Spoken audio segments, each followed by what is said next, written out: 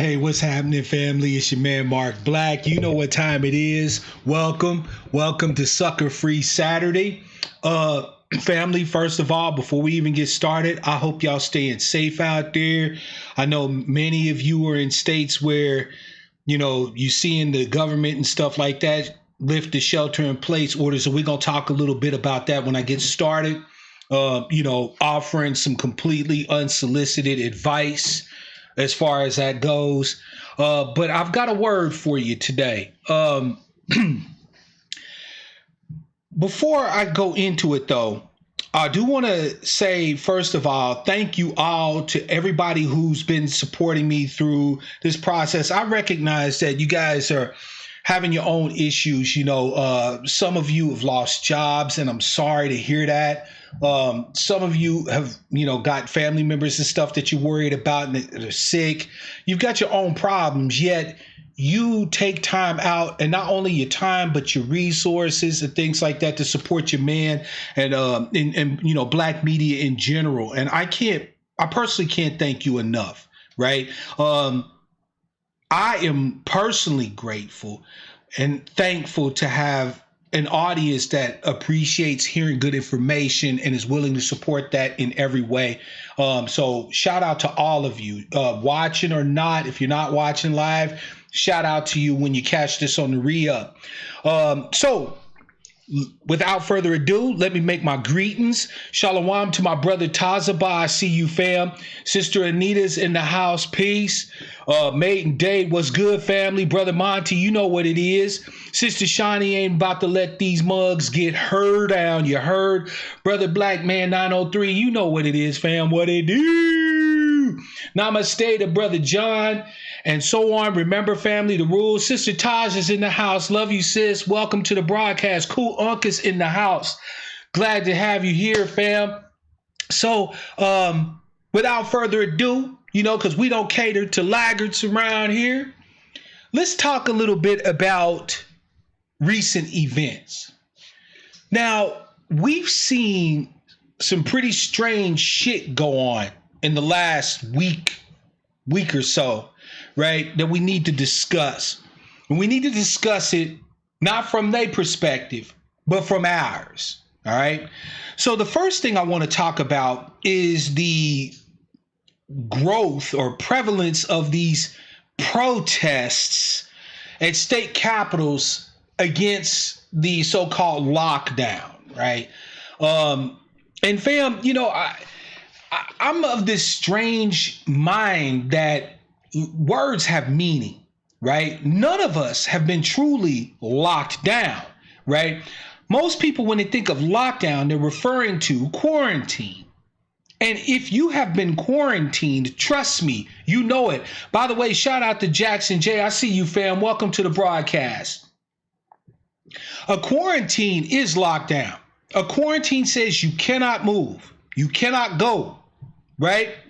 But all through the shelter in place, stay in place orders, right? Essential services such as hospitals, grocery stores, and even some stuff that I wouldn't necessarily consider essential has been open. I live in a state where cannabis is legal. And here you have cannabis businesses that are open. I don't consider cannabis to be an essential business, but there you go, right? So it's not as if we have been quarantined where we've been told we cannot go. You can go out for walks. You can walk in your yard, walk up the street. You just have to practice good social distancing, which they've said is 6 feet. I recommend further. Hell, I don't even like going to the grocery store. And white folks stand a little too goddamn close. Shit, I was at Costco today. Had on my mask and my gloves and shit. And I'm standing in line to get a membership. And this white motherfucker walked past me with no mask on. And as soon as he gets like right near me, goes, and fam, I'm telling you, it took everything I had not to go to jail. Shout out to Miss Denny, because she stopped me from knocking this motherfucker the fuck out. Right? So, fam, when people use terms like lockdown, we have to be careful because they're using these terms for a reason, right? They're using these terms to try to, get you kind of emotionally hypey, right? And when we're in our emotional state, we don't make good decisions about shit.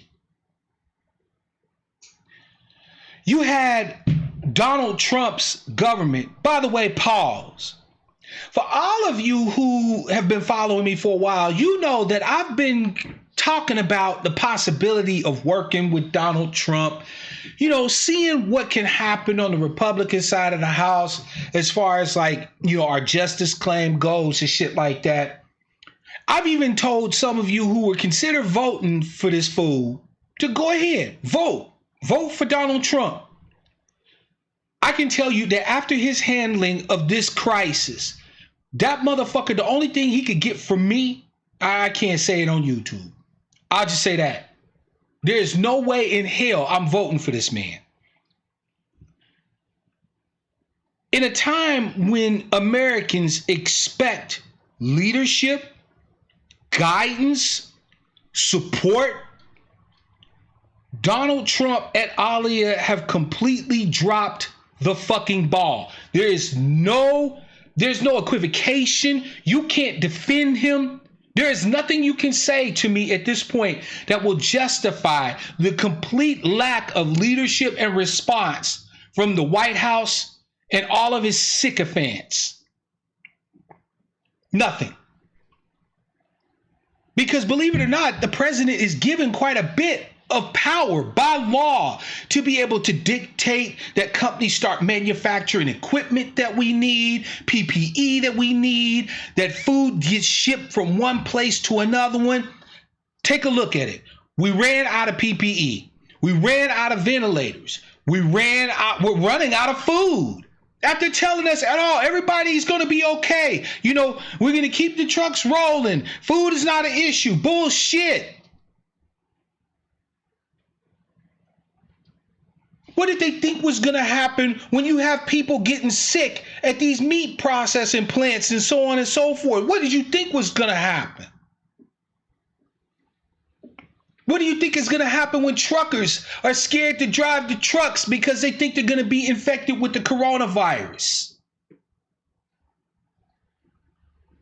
Now, anybody who had two brain cells to rub together, we're already back in February, starting as best they were able to prepare for the possibility of shortages. And now they're here. So with all the power that supposedly resides in the office of the president, this motherfucker does nothing except have 40 or so days of what is the equivalent of mini Trump rallies in front of the press. We got a million plus people, positive cases of coronavirus. We've had more people die in the last 4 months than died of all of the years of the Vietnam War. And what does this son of a bitch have to tell us? I think I did a great job. Man, if you don't get the fuck out of here with that shit, and my people are dying like flies, fam, it's bullshit. It's absolute bullshit. Sister Alma, by the way, I see you, sis. Welcome to the broadcast. Love you, sister. Producer, good to see you, fam. Welcome. Sister Monty, my beloved, she's in the house. Welcome. Fam, let's talk about some tough choices that we're going to have to make moving forward. As I stated, many of you live in states where the governors are now looking to reopen everything. Never mind the fact that Trump's own government put out guidelines that indicated that these particular phases of reopening are to be gated by 14 days of demonstrable reduced cases and deaths. In many of these states that are talking about opening for business, they haven't even peaked. They still have cases and deaths on the uprise. Because remember, the case count, so as people test positive for the coronavirus, the case count's going to go up first, but deaths are going to lag the number of cases. So sure, some of these people might start to be doing like this as far as cases, but they still got deaths rising. But they're talking about reopening the government. They're talking about reopening shit.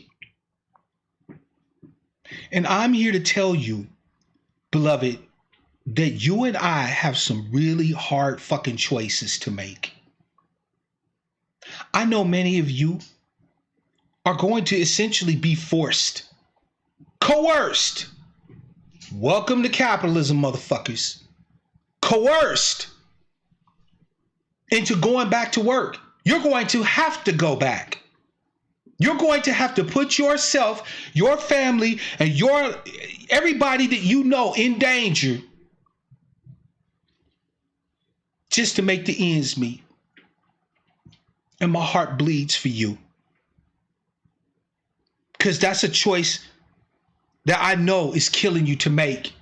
It might literally kill you to make that choice. But if any of you are in the sound of my voice and you have the capability to flip the finger to these motherfuckers, do it. Do it. They might force you to have to go back to work. I get it, right? But when you go back to work, fam, you give them motherfuckers at your job hell. Do you understand me? Because right now, as it stands, if they shit can you, guess what? Many of us will make more on unemployment than we do at these lousy motherfucking jobs anyway. So if they don't have your PPE on deck, your personal protective equipment on deck, if they lapse at any point in social distancing, if they put you in any type of fucking trick bag, you give them fire, shade, and smoke. And if they want to hand you your walking papers, take them motherfuckers and hit up the unemployment office that same day.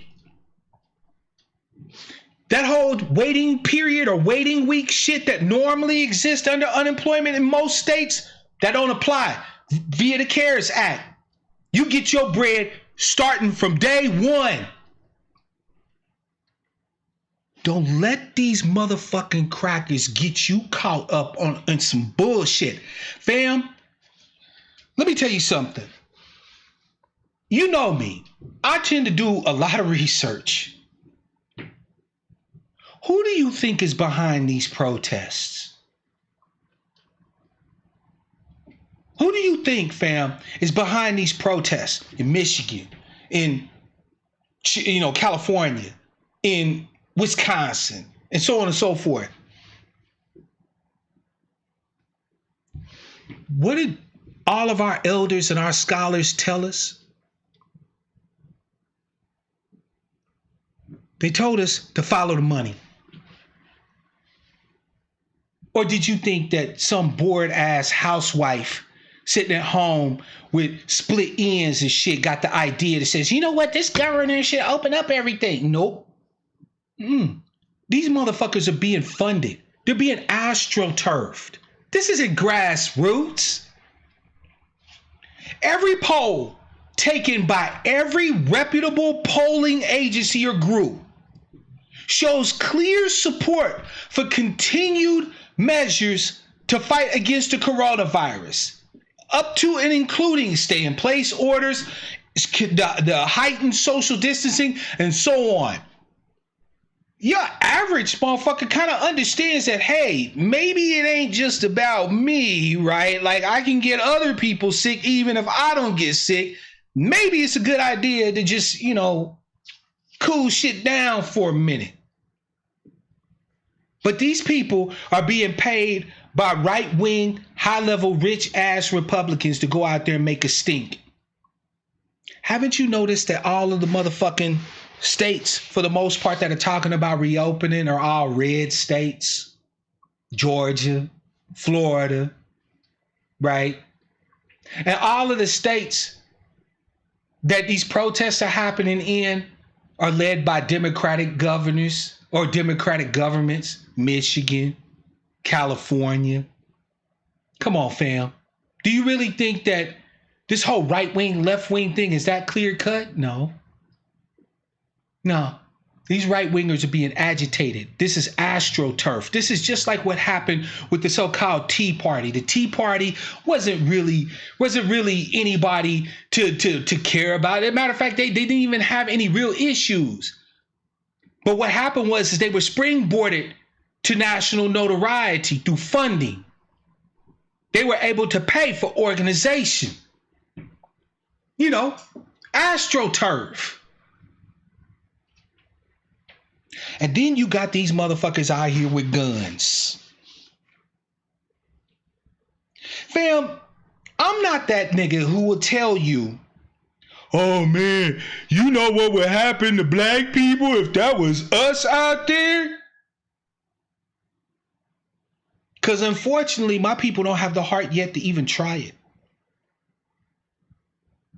Because yes, every time we're out there dealing with the government, we should also be out there tooled up ourselves, quiet as it's kept. All of you who are shocked, that's since day one. You ever heard of Bacon's Rebellion? That was before America was America. One thing you can say about white folks in this country, they understand that when politics fail, you go to the gun. When the talking stops, they need to see the potential for action. They sitting there yelling at the motherfucking governors and closing them off. And I read that Governor Whitman in Michigan was trapped in the building. Trapped.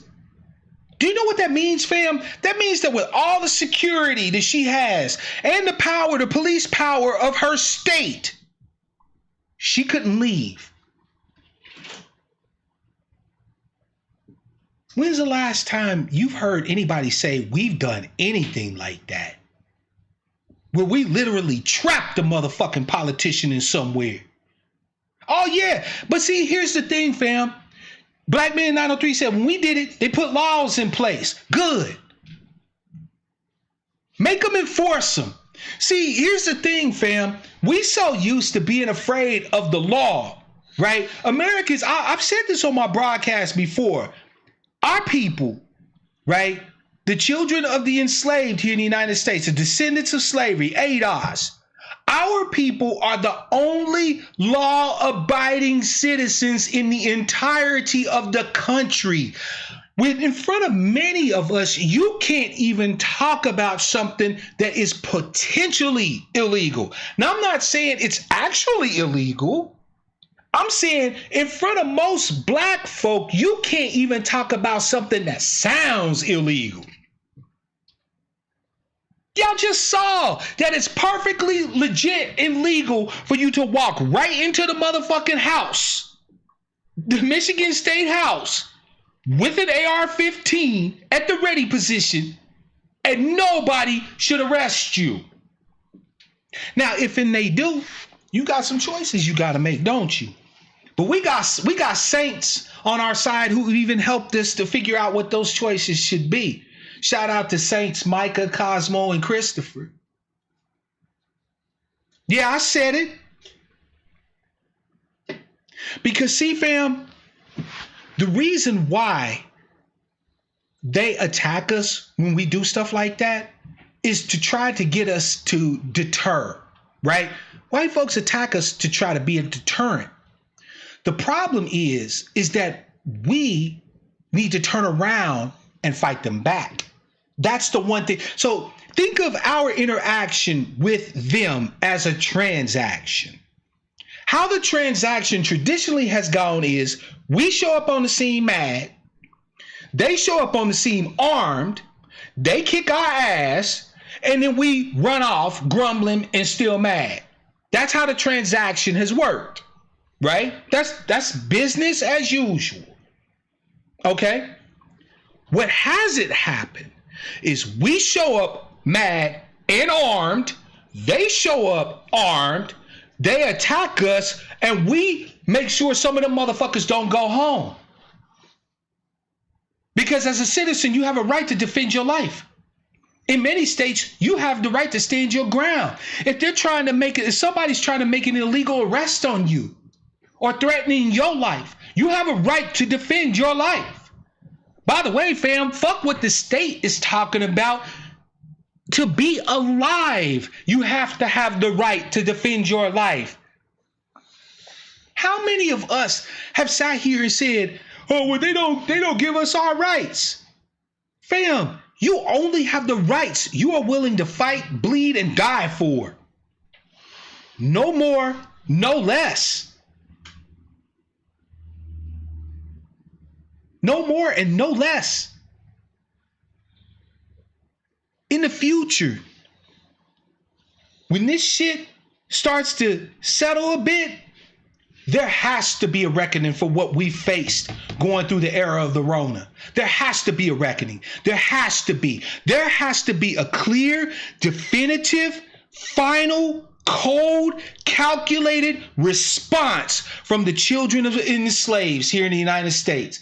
It has to be. There has to be. If we will take this lying down, right? If we will take us being disproportionately sickened and dying from this virus, if we will take giving little to no resources for our businesses to stay afloat, if we will take white folks getting to take off masks and fuck social distancing and run up in the Capitol building with guns while we even are afraid to even walk out of our house, if we have to take that, and if we take that rolling over, then whatever else happens to us moving forward is what we got coming to us.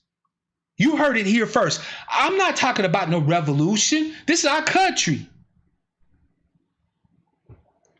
But there has to be pay back. There has to be recompense. There has to be a reckoning for what we've had to go through as a part of this shit. There has to be a reckoning for our sister who lost her entire fucking family to coronavirus. She the only one left. She lost her 2 sons and her husband, had to bury all 3 of them. But now these white motherfuckers want to walk past me in the store with no mask on and cough. No, 1,000 times no. There has to be a reckoning. I told you, fam, we have some hard motherfucking choices to make. By the way, shalom to my sister, Lady Rule. I see you, sister. DJ Blue, I see you, fam. Welcome to the broadcast. Mwah, mwah. Beloved sister Sherry's in the house. I see you too as well. Tiffany, I don't know if I said hi to you, but welcome to the broadcast. Fam, if you have to go to work, go to work.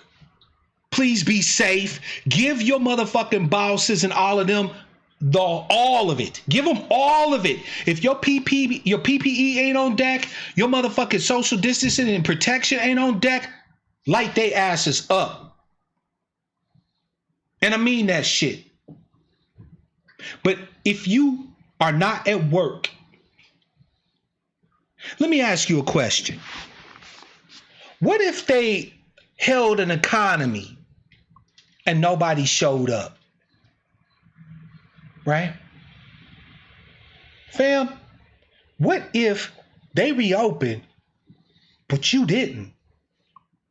And what I mean by you didn't, you ain't reopening your wallets. They reopening 39 malls all over across the nation. Why your black ass in them? If it ain't a grocery store or the doctor's office or your job, and at this point, depending on how you play it, that whole job piece could be optional. If it ain't those 3 places, fam, what you doing out there? See, because I don't want to be like them stupid white motherfuckers. I'm not trying to make this a race thing, but when you look out there, you see who's out there. It's them. And what did I talk to you about in our last broadcast? I said everything that they think is a good thing, righteous, just, moral, good, we should be doing the exact motherfucking opposite. They want to open up Restaurants and basketball games, we need to be playing basketball home with our kids and staying the fucking home and cooking our food in our safety in our home. They want to reopen tattoo parlors and hair salons. We need to be stepping our hair game up and learning to take care of our shit, or we need to go natural. I don't care right now, sisters, if your hair is nappy. Your hair was born nappy. Shit look good to me. Brothers, I don't care if you rocking the beard right now. So what? If your lineup ain't right, it don't matter, fam. Your ass is alive.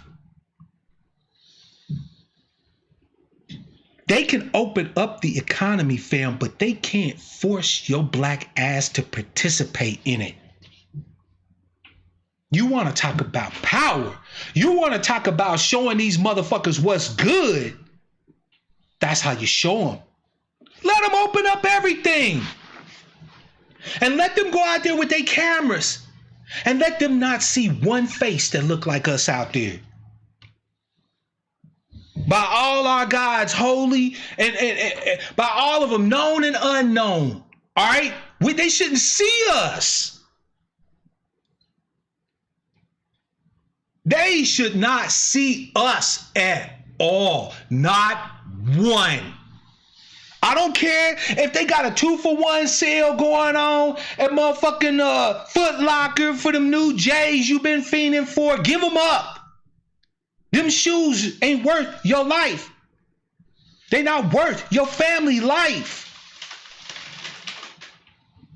I don't care if you need a feel. You better get some acetone and take them shits off, sister.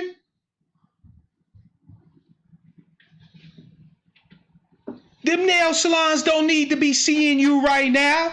If they value your business so much, they can wait until it's healthy for your ass to show up in there. How the fuck you supposed to social distance when you got Ling Ling sitting 2 feet away from your ass with a bottle of chemicals and a paper mask? Fuck out of here. I know, Taj is right. She said these black barbershops is hoping to open up. Let me tell you something, fam. Them black business owners should have been on our team from the beginning. You can't run an effective business where you're undercapitalized and when you have no protection. No protection. When the PPP came out, right, the Paycheck Protection Program, this was the program, for those of you who don't know, that was a part of the CARES Act, where the Fed was supposed to back like 300 and some odd billions of dollars of loans to small businesses for them to take. The loans are forgivable as long as the loans were used to pay payroll for their employees. Okay? What happened to all that money? Well, we saw businesses that sure in the hell ain't small businesses take up a whole heap and gob of that money. But a lot of our black businesses owners was getting told bullshit information by the banks, because remember, the banks acted as gatekeepers to the money. Right? So JP Morgan Chase, instead of loaning the money to anybody who comes and asks for it, said, no, we're going to take care of our customers first.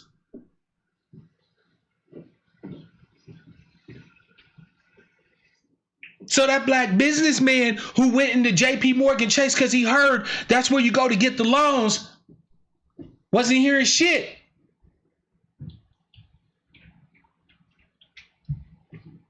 They had to let him go. But see, when we were talking about we need to be fighting these politicians, when we were talking about we need to be pressing our government to do what the fuck they need to do to ensure that we have proper protection and capitalization and resources, when we were out here fighting for our justice claim, what was black entrepreneurs and black capitalists and black business people telling us? Nah, man, y'all just need to rise and grind. You niggas is lazy. There's so many opportunities out here. You just have to go get it. That's why Ling Ling got your motherfucking business loan.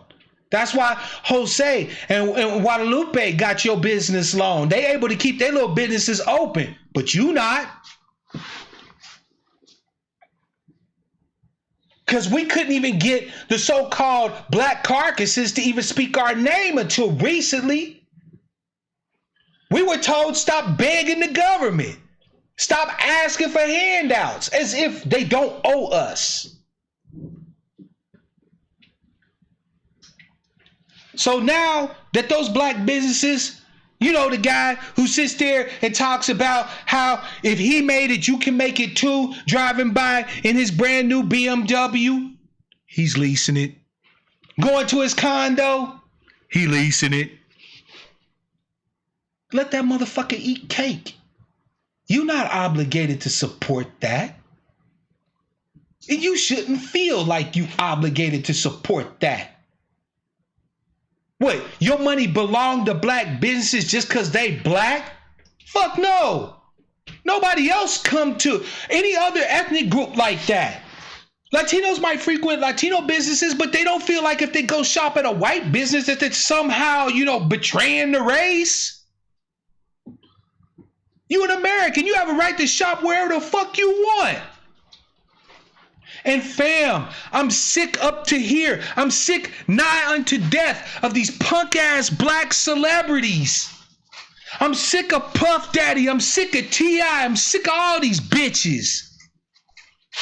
Fam, if we do nothing else to benefit ourselves during this era of the coronavirus, dismissing and eliminating celebrity out of our life should be fucking item number one. Everybody else is out here trying to get legislation passed, real legislation to get money into their people's pockets, to get protection. Right now, even now, they're still trying to protect migrant workers, illegals. California's cutting illegals and shit checks.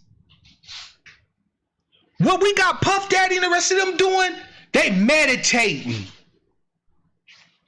Om Shanti Padme. Since when the fuck did P. Diddy become some sort of goddamn yoga guru or some shit? More importantly, why the fuck should we care?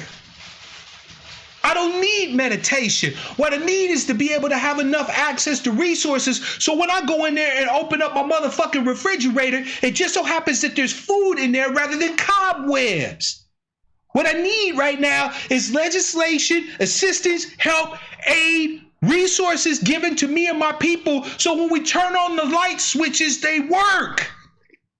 We don't need no motherfucking meditation. We don't need no more conference calls. We don't need no more, oh Lord, it's so bad for us niggas out here. What is we going to do? So if you ain't talking about legislation, you ain't talking about another way we can get access to resources that ain't legislation. So in other words, let's say you don't give a fuck about the government. That's fine. Okay. We shouldn't ask the government for nothing. So where's your plan for us to get the resources we need without dealing with the government? If you ain't talking about those two motherfucking things right now in the era of the Rona and you a so-called black celebrity, the only thing you deserve at this point from us is a short drop and a sudden stop. I don't give a fuck who that offends. By the way, shout out to Courtney. I see you, fam. Shout out to Engaging Black. Long time no see. I'm glad to have you here. Fuck yeah, Tiffany. Look, right now, I watched the report on YouTube. This white guy that I watch, he deals with real estate and business and shit like that, right? He was talking about an interview he saw with the Texas head of the Fed, right? The Federal Reserve, who was talking about, he was saying the Fed, this is the dude from the Fed, the data people, was saying that we should have stimulus all the way through 2020 and well into 2021. Otherwise, depression is inevitable. This was the Fed. They know what's going on. But where the fuck are our people up there saying, okay, stimulate me, man. Stimulate my mind, man. I don't need no goddamn meditation. I need that motherfucking money stimulation. I need you to meditate them dollars into my wallet and into my people's wallets.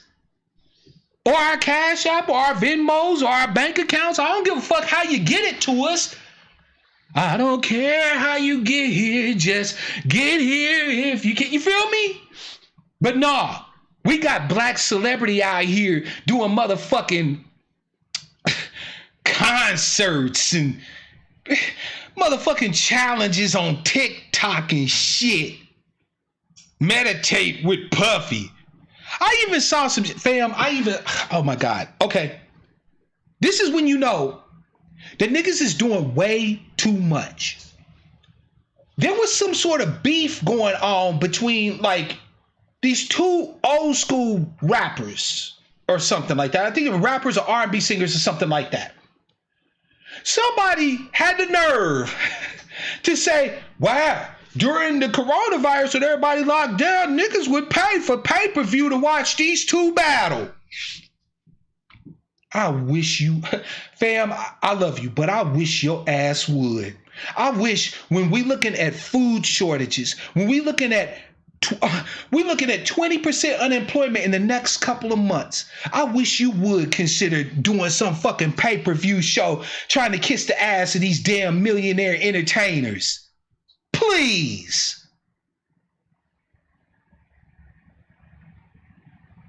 Meanwhile, you got us out here in the grassroots. Thank you, Sister Sherry. Shout out to my brother Reggie, the Vandal. He was on an NAACP webinar. Everybody talking all uplifting, we shall overcome. He started asking real questions about tangibles. All of a sudden, the place got silent like motherfucking mice pissing on cotton. You got us out here fighting for our lives while black celebrity is sitting there talking about how hard they got it in their little struggle mansions and shit. Fuck them. I personally, at this point, have made a commitment that I'm bootlegging every one of their motherfucking CDs. I'm pirating their goddamn videos. I'm not putting another goddamn dollar in these bastards' pockets. Not a one. Not a one. If white capital want to make them celebrities, let white capital make them celebrities. We ain't got the capital for it. We don't have the motherfucking capital for it. Steal every goddamn thing they put out. And if you don't know how, ask somebody. Shit, why you think the bootleg man ain't on the street no more? Because the bootleg man sit behind a PC.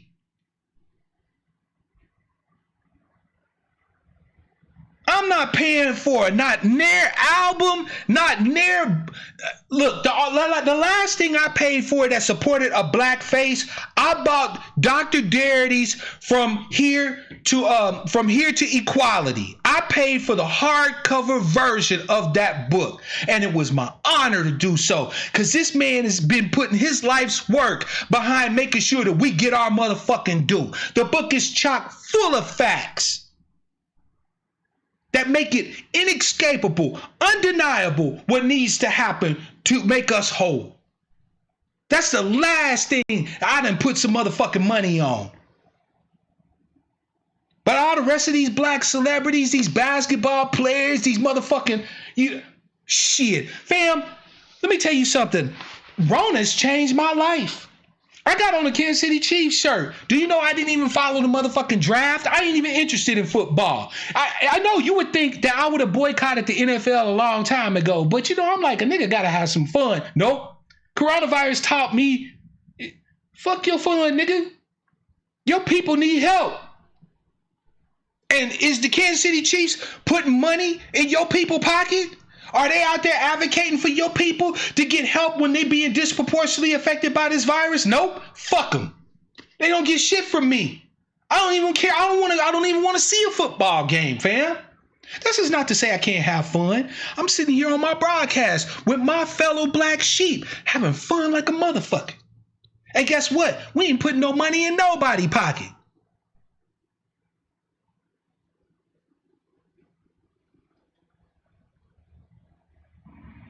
Fam, we need to let them go ahead and open this motherfucker up, but we need to stay the hell out of it. Stay the hell out of their economy.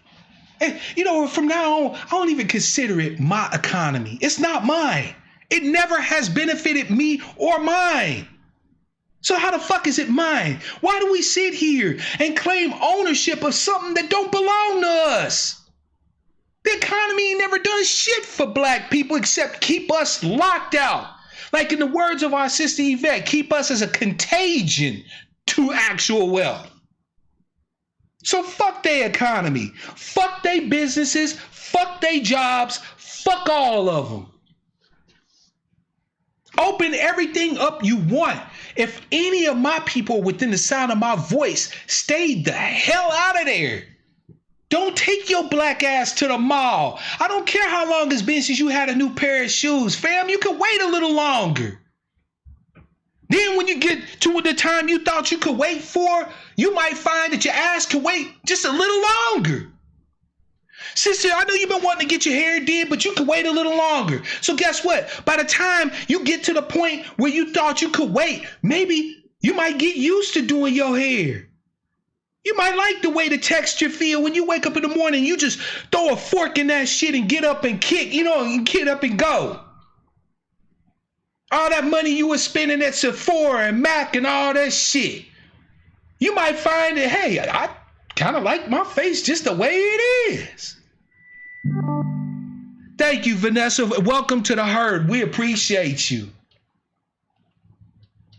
Thank you. Lady Rule said, be not conformed to this bullshit. If white folks think it's good, fam, you would do yourself a service to make sure that you don't think it's good. You would do yourself a service that if they like it, they want it, they craving it, they clamoring for it, it's what they like. You say no. Be like Nancy Reagan, just say no. By the way, I want to thank the brother DJ, Blue Event DJ. Thank you, brother, for your messages to the PPL. We must support B1 platforms. You goddamn right, brother, and I appreciate you. Thank you so much for your support, fam. That's right. Stop being consumed by whiteness, because you know what's driving that, fam. You know what's driving that whole thing is that we just want to be normal. But in America, family, normal is normalized as white. So the more you fight for the status quo, the more you fight to be normal, the more you fight against your own self. Whiteness made us not normal. Do you understand me, fam? But you know what? You don't have to take my word for it. I brought a special guest today. Let's go to the teaching screen. Here's the thread by my brother Alexander Hamilton. Some of y'all will know him as Alexander. He used to call in to Yvette's broadcast, right? Dope brother, super smart, super smart brother, right? This thread was what inspired this broadcast today. Brother, oh shit, easy, fam. What it do? Good to see you, fam. Sister Monty's in the house. Recognize? Love you, sis. Mwah. Right? Let's take a look at the thought process of our brother, the OG Alexander. Dr. Hamilton, fam, is this man listening to him talk, listening to him, reading his words, it's like a balm to your soul. I'm not kidding you. And he don't pull no punches. He's not blowing smoke up your ass. He's giving you what you need, the medicine to heal you, the true. All right? We're going to look at our brother's words today. Stay focused, family. Make something happen now. Yes, thank you, ADOS7B1. I appreciate you, fam. I appreciate your support. And you know what? This is what it's all about. This is what Mark Black and everything that I'm doing with my black sheep right now is about, making something happen. It's about every word that I bring you on these Saturday messages. It's about making something happen. Fam, we have no more time for fence sitters, naysayers. We don't have no more time for status quo keepers, quid pro quoers. If you ain't about the people's work, we ain't about you. Fuck you. So let's go ahead and check out what our brother had to say. Whiteness as benchmark. White supremacy is so ingrained in America's psyche that a black person's mere existence is a thing to be proved to white people. Examine your life carefully. How much of your life boils down to things that you are trying to prove to white people? Pause. Fam, we talked about this on my last broadcast, right? We talked about what works for us because we're black people, as opposed to us being aspirational white folks. Right? Think about those of us who are Gen X, what we were taught by our forebears, right? Put your nose to the grindstone, get a good education, then go out and get a good job, work at a company for 20, 30 years, and then you can retire, right? But that wasn't nothing but aspirational whiteness, because that was the standard status quo for any white motherfucker. Graduate from high school, right? They didn't have to get a good education. Just graduate from high school, get a decent job, work there for 20, 25 years, retire with a pension, and be able to sit there on their fucking fishing boats all weekend with a 6-pack of beer, a fishing rod, and some motherfucking, George Strait playing in the background. That was whiteness 101. That was the American motherfucking dream. So how many of us Xers are out here trying to be aspirational white folks? When the company door open, you the first one there. And when the door is closed, you the last one, the doorknob hitting you in the ass on the way out. Climbing the corporate ladder. Stroking every motherfucking white ego you come across. I said ego. Code switching, frying your hair, dressing better than everybody else in the whole place. Fam, how many times you done went to work and black folk is the best dressed in the whole goddamn job? Everybody else in there with motherfucking tattoos, hair dyed with Kool-Aid colors, nose piercings, and frayed up ass jeans and shit. And you up in there wearing a motherfucking button-up shirt with some goddamn, what are them pants called? Them, not Dockers, yeah, with them Docker pants on. So the business is supposed to be business casual. Everybody else dressed like shit. And you dress damn nearly like you working in a motherfucking business place. Meanwhile, that same motherfucker who's sitting there with shit dangling off his ears look like goat penises and shit, he getting promoted like a motherfucker. And you sitting there still answering the same phone calls you was hired to do 5 years ago. And the only reason why you still there is because they haven't figured out a way that they can fire your ass yet.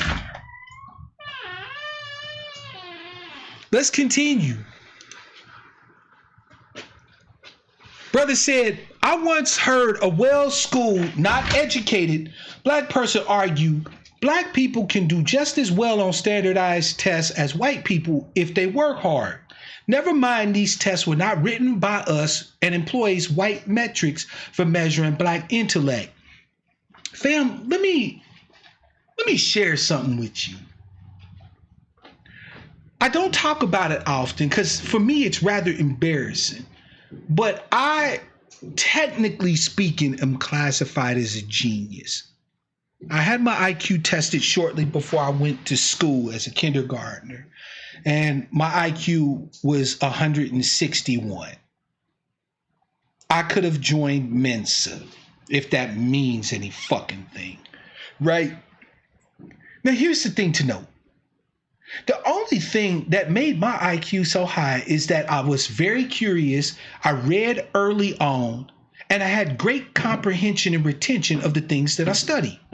I'm still like that today. Family, remember when the coronavirus first came out? all the rest of my people were going around, talking about, well, what's this and what's that. What did I do? I started delving into virology. I started looking at how viruses work. I didn't even know how they worked. So I said, what does viruses do? And I read about, attachment proteins, and I read about transcription, and I read about, neutralizing antibodies and shit like that, right? Other people wouldn't do that, and I don't expect them to. But this is just to describe what your man is talking about. Shalom, Sister August, I see you. Welcome to the broadcast. My point is, fam, is that there are so many of us who, by any standard, are extremely intelligent. But how many of us have had the opportunity to, first of all, have that measured in a way that is sensible to us, right? So in other words, not something where we're trying to be mimetic or aspirational white folks, but just be ourselves, how we operate. Like, for example, it's well known that Black students learn primarily visually and kinesthetically. We put hands on shit, we look at shit, we get shit. Which is why when you take a group of Black boys and you lock them up in a classroom where a teacher's sitting there talking to them all day, you find out that they have behavioral problems. As soon as you take those same boys, though, and you put them in a classroom where they can touch their hands on blocks or they can shape concepts into clay, these motherfuckers blossom into like the most amazing students you've ever seen. They keeping each other in check. Don't you be giving Miss So-and-so no trouble. She a good teacher. Besides, if you keep fucking with her, she's gonna take away the Play-Doh, fam. What is you doing? See, we keep trying to measure up to whiteness, and the shit is killing us. It's killing us figuratively. Miss you, fam. I wanted to catch up. Long time. Thank you, Engager Black. I missed you too, fam, and I'm glad you're back. How many of us are dying to be white folks? I'm not sitting here saying to hate them, but I'm saying they're not us. We are not them. We will never be them. We need to destroy what normalizes them and makes us abnormal. But that doesn't mean that we have to be like them, to aspire the things that they aspire to want the things that they want, because it's a trap. And our brother explained it to you. How do you define success, he says? I need you to question all metrics of success: where you live, what type of car you drive, who you find attractive, what position you hold, how much money you have. He said, I am confident that most people measure their success by white standards. Fam, how many of you driving a car that you saw on TV where some white motherfucker was driving it first? Because they ain't gonna have no niggas driving no nice ass car, right? If it's one of those sporty cars, they're gonna have some white, Formula One race car driver behind the wheel. How many of you are dressing in clothes that only look good to you because they looked good to some white person? You know what I'm saying? Brother earlier mentioned Cole Haan's shoes. Who the fuck is Cole Haan? Do I know him? Why do I care about wearing his shoes? Well, who the fuck is Fendi? I don't care about Fendi. I don't even know Fendi. Why do I care about Fendi bags or Coach bags or any of that other shit? For some shoes. We told that this stuff is supposed to make us attractive, that it's supposed to signify that we've reached something, that we are about something, and we use it as justification for what we consider to be success. But these are not our standards, fam. Remember when I was talking last week about the need for us to become children of the soil again? Remember I asked y'all a question. I said, how many of you think that this message would not resonate due to the fact that people look down on brothers and sisters that put their hands in the dirt. Now, to y'all's credit, many of you said that, no, black people won't much care about it. I argue that that's bullshit. Because white farmers don't get no respect from nobody. They get called hillbillies and shit kickers. And since everything we do is measured by how white people see it, how many of us want to be farmers? How many of us will want to work the land?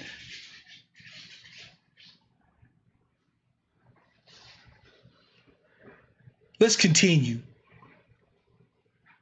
Brother Alexander said, rescuing black people in the post-pandemic world will require a complete deconstruction of how we define success and a holistic divestment of all celebrity.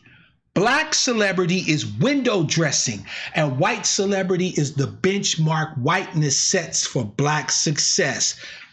There's a lot to that, what he just said. So let's unpack that, fam. Let's unpack that, shall we? He said that it requires a complete deconstruction. In other words, we need to ask some hard motherfucking questions, all right? And we need to divest, meaning we need to get rid of any investment that we have in all celebrity, all of it, not just white folks, but black folks too. Why? Because black folks or black celebrities is just window dressing. They ain't really about shit. They're what white people made to be celebrities. And white celebrity is artificially put in place for black people to point at as success. You follow me? Right? Why do you think so many of our black celebrities emulate white celebrities? If white celebrities are doing cocaine, black celebrities are doing cocaine. If white celebrities are traveling to Milan, black celebrities are traveling to Milan. White celebrity is the limit of what constitutes success for black people. You become a black celebrity, you've reached the limit. White celebrities are actually not worth a shit really much to white folks. White folks don't really much give a fuck about celebrities. White folks respect George Washington, people with guns, right? Like, Theodore Roosevelt, so on and so forth. Don't nobody give a fuck about celebrities. White folks don't care about celebrity. No, they use celebrity to dangle in front of us and say, okay, now, if these black people become celebrities, they could be successes like them too. But that's the limit. They'll let you be a goddamn billionaire entertainer, right? Like Puffy wasn't he just in Forbes as a billionaire? He's been outed as a billionaire in Forbes, right? But you notice Puffy ain't no billionaire in biotech. Puffy ain't no billionaire in green technology. Puffy ain't no motherfucking billionaire, based off of shrewd financial moves in the motherfucking commodity sector. No matter how many billions they let that fool have, he's still a goddamn minstrel. He's still an entertainer. He's still a celebrity. White celebrity, fam, is the hallmark, the benchmark, the highest level they'll let black people truly get in this country. Because no matter how many billions you got, you're going to be a motherfucking minstrel. And that's factual. That's factual. Our brother, Dr. Hamilton, hit it on the head with this one. We need to divest from celebrity, fam, not because celebrity, celebrity is just totally killing us, but because celebrity is really the standard all of us is trying to live up to. Ain't nobody trying to look like Bill Gates.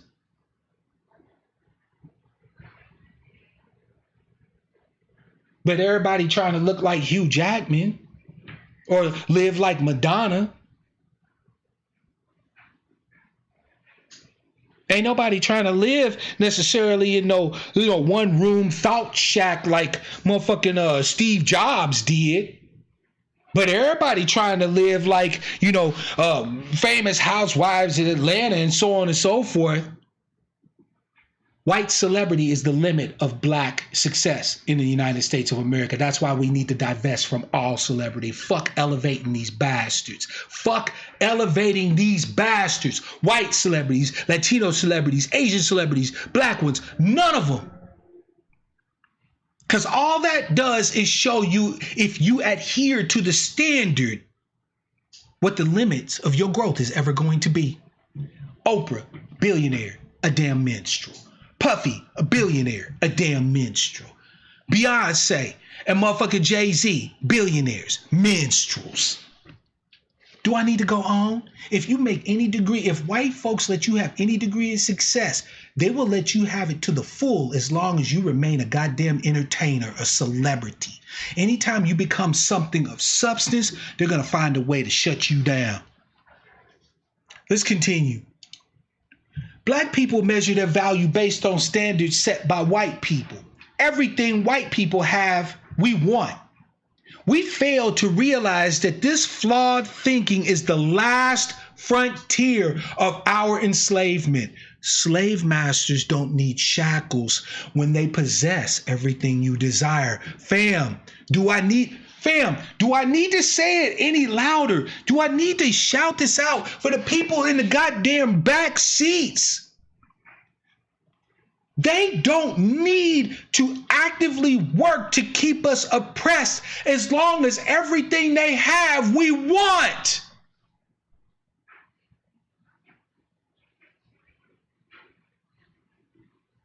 They do not need overseers, shackles, coffles, none of that. As long as everything that they have is what we want.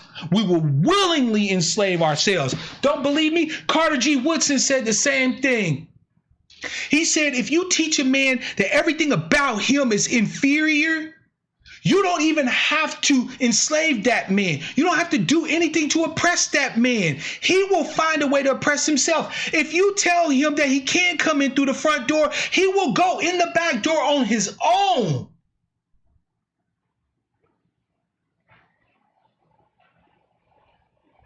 As long as what they have, what they are, what they think is good, what they desire, as long as that is what we want, we are in hock to them. We are enslaved to them.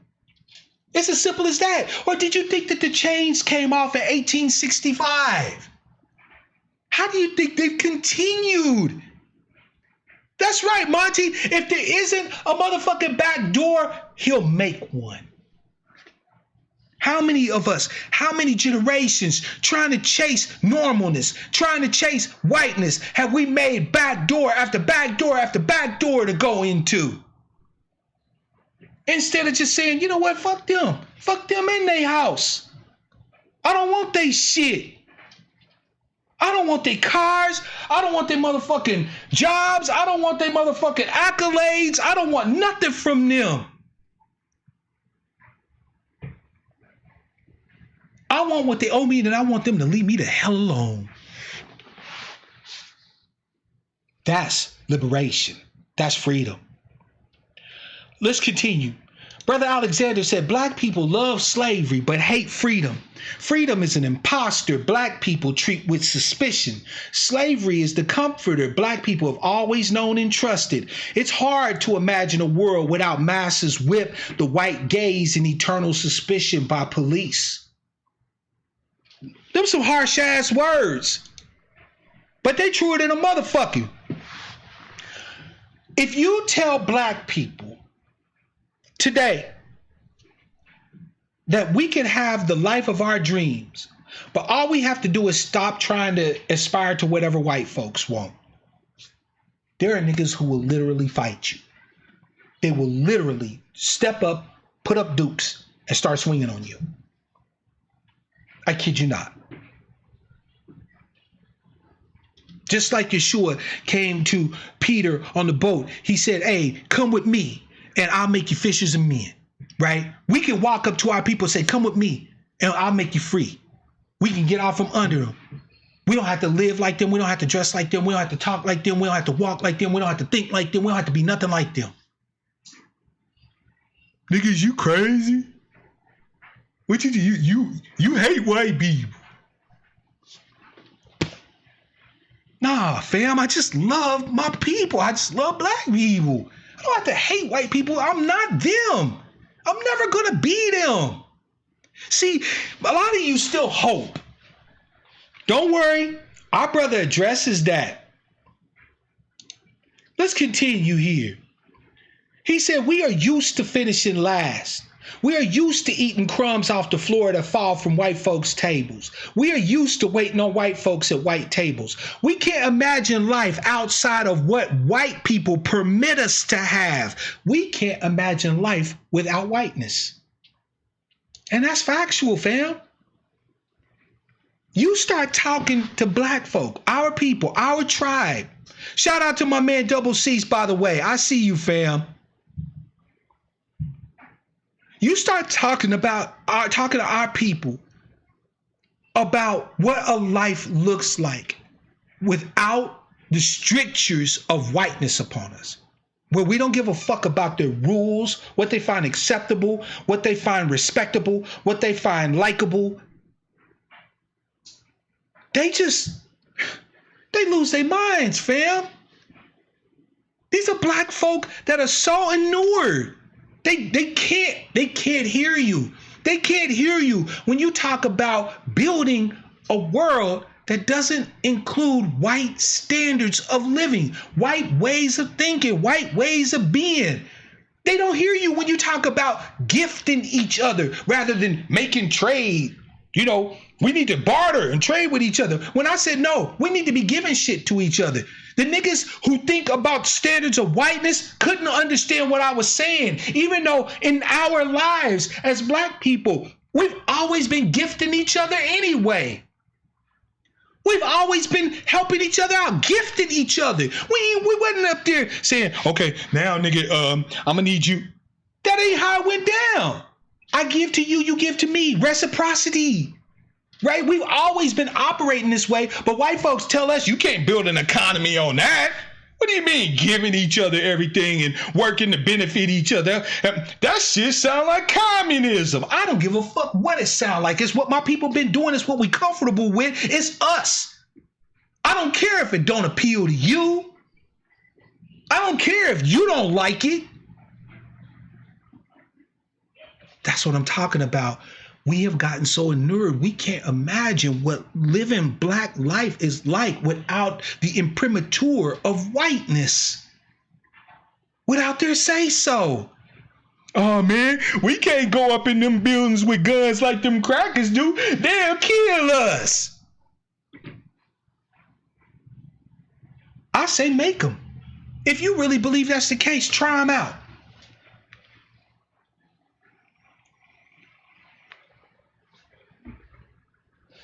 My mama always told me, a black man, that you gotta bring ass to get ass. So it's not like I'm gonna be sitting there in the motherfucking Capitol building with my streezy, you know what I'm saying? And they gonna show up and all of a sudden I'm gonna be like, oh Lord, they outside, what is we gonna do?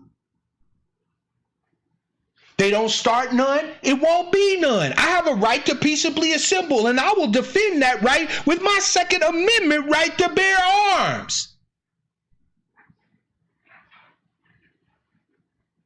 And I don't give a fuck if it's respectable to white people. I don't care if it makes them feel comfortable or uncomfortable. Their standard does not apply to me.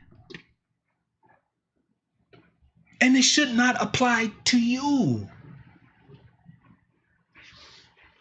Our brother goes on to say, perhaps this is the reason why black South Africans still live in squalor despite apartheid being gone for decades and despite so-called black people being in power. The oppressed claim they want freedom. They lie. They only want to trade places with white people. I only have one word to say to that. Facts. The fact is that, and let's keep it a full-ass buck, because we angry black sheep and we don't give a fuck who we offend, right? Many of us as black folk don't really want to end the oppression. What we want is to be in the driver's seat of the oppression, right? Let me break it down for you, okay? So all the shit that we find oppressive, brutal, right? All the stuff that we find painful, that keep us classified as abnormal, and all of that, we don't really want to end that. What we want is to be the ones with the power to do that. Right? So if you were to take all white people tomorrow in America and they just disappeared, like an asteroid flew over and sprinkled magic fairy dust and everything that had, a certain amount of pale melanin just disappeared, and it was just us left,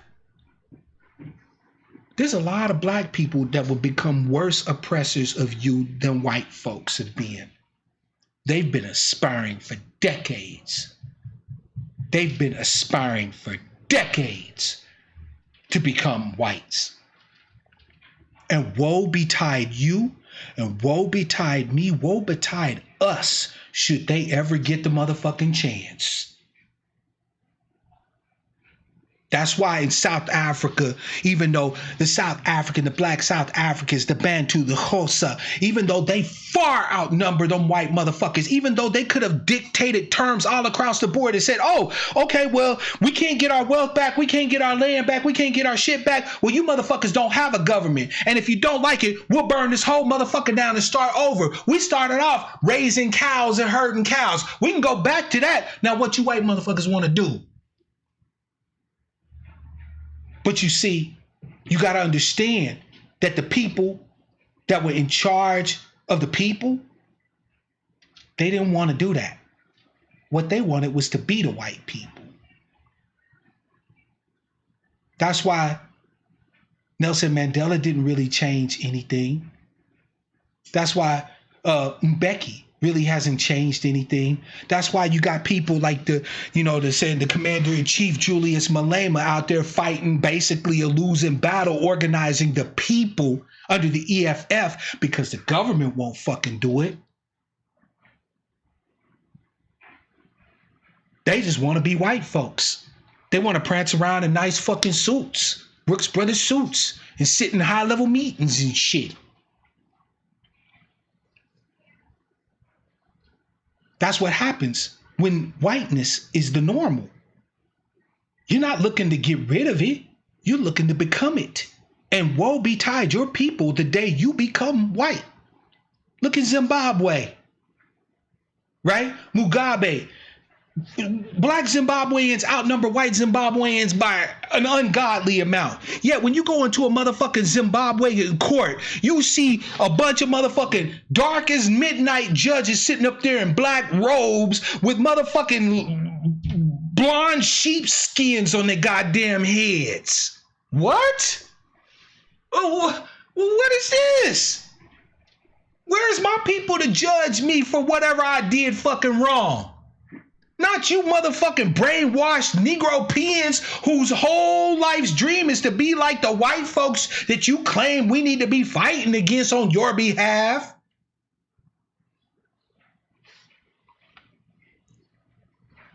The brother says, black minds of this ilk do not know freedom outside of white standards. I term this phenomenon, whiteness, as benchmark.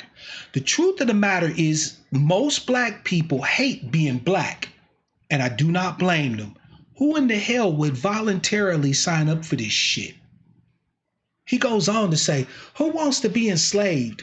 Who wants to be lynched? Who wants to be raped? Who wants to be burned at the stake? Who wants to be castrated? Who wants to have babies ripped from their stomachs? Who wants to be spit on? Who wants to be pissed on? Who wants to be shitted on? Who wants second-rate schools? Who wants to be the last hired and the first fired? Who wants to be gentrified? Who wants to be hunted by police? Who wants to be taken for granted and ignored by political parties? Who wants to be killed by a pandemic?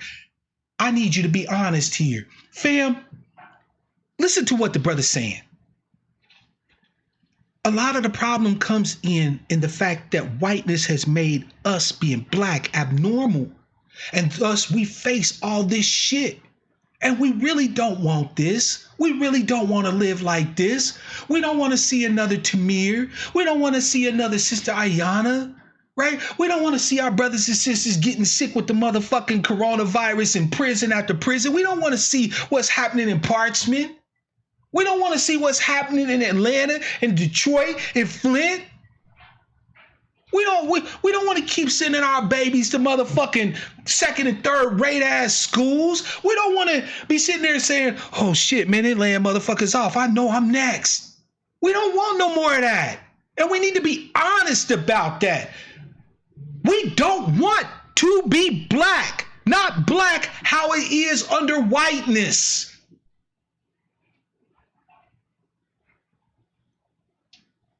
We need to tell some hard truths about this shit.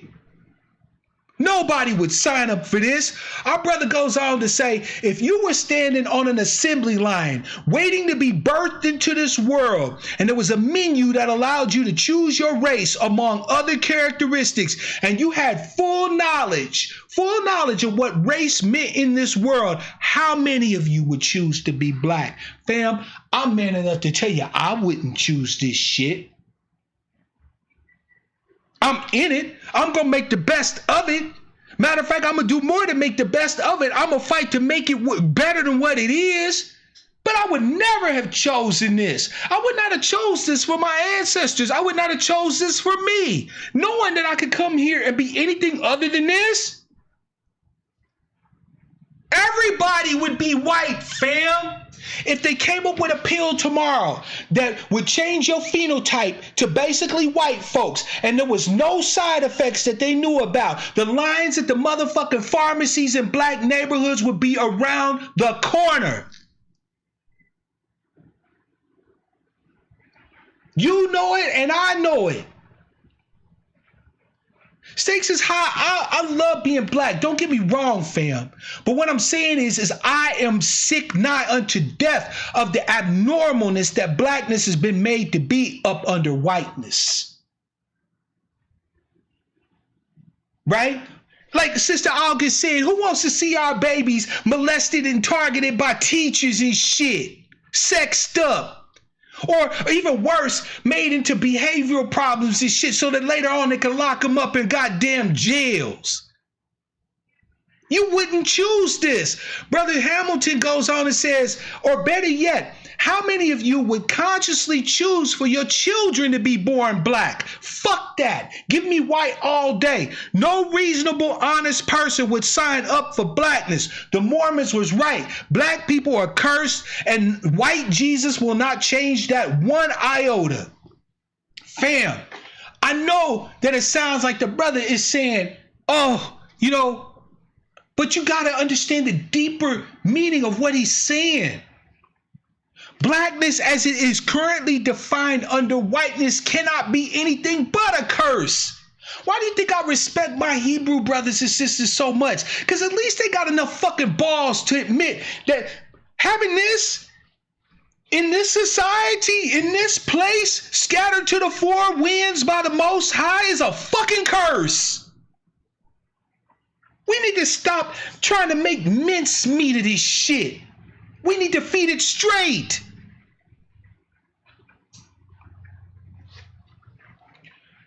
Brother Alexander says, I would caution the reader here from interpreting my remarks with the simple-minded, oh my God, Dr. Hamilton says he wants to be white.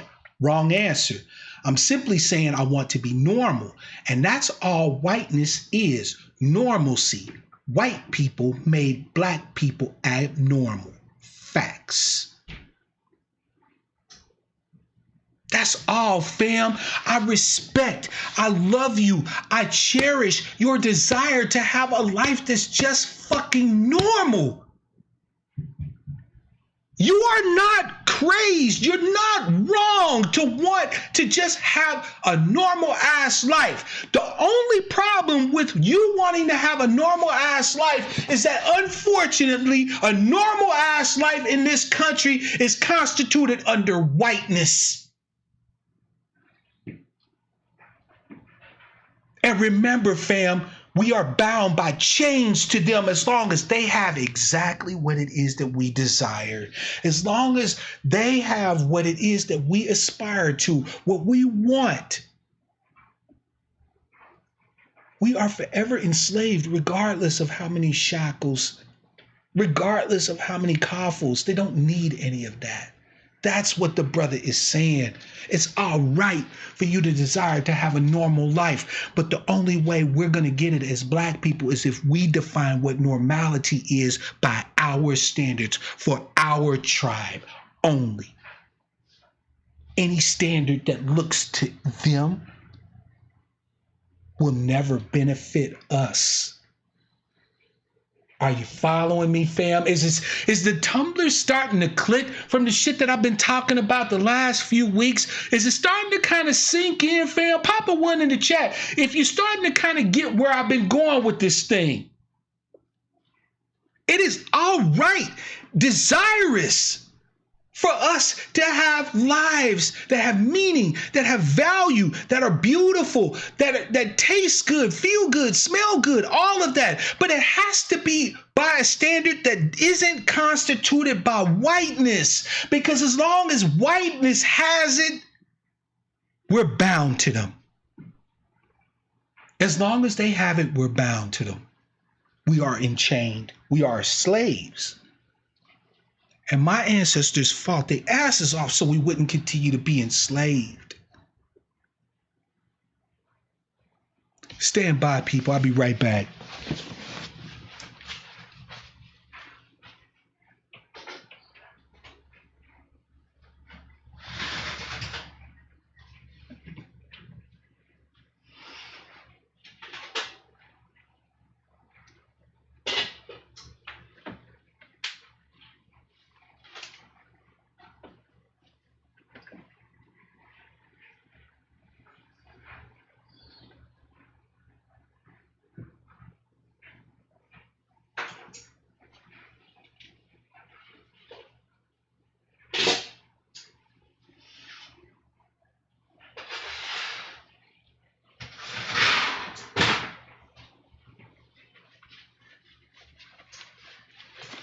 I apologize, beloved.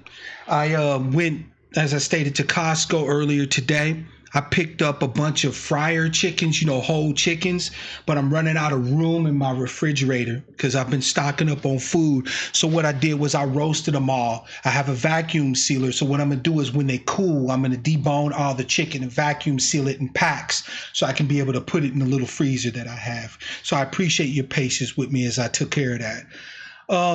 Let's continue.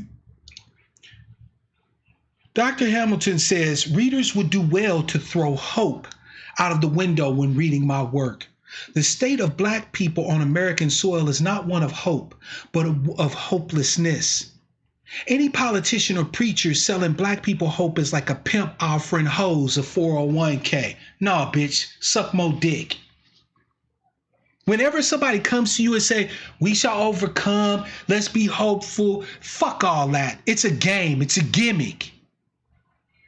They're trying to get you back on the hope train, the hope for whiteness, the hope for aspirations of normality under whiteness. It's a joke. It's a joke. Hope is the Rihanna Urkel will never pull, and a Black person believing in hope makes as much sense as Weight Watchers stock going in the same direction as Oprah Winfrey's weight during a pandemic quarantine, up and away. A Black person with hope, knowing what we faced under whiteness for 400 years in the United States of America, that makes about as much sense as tits on a bull.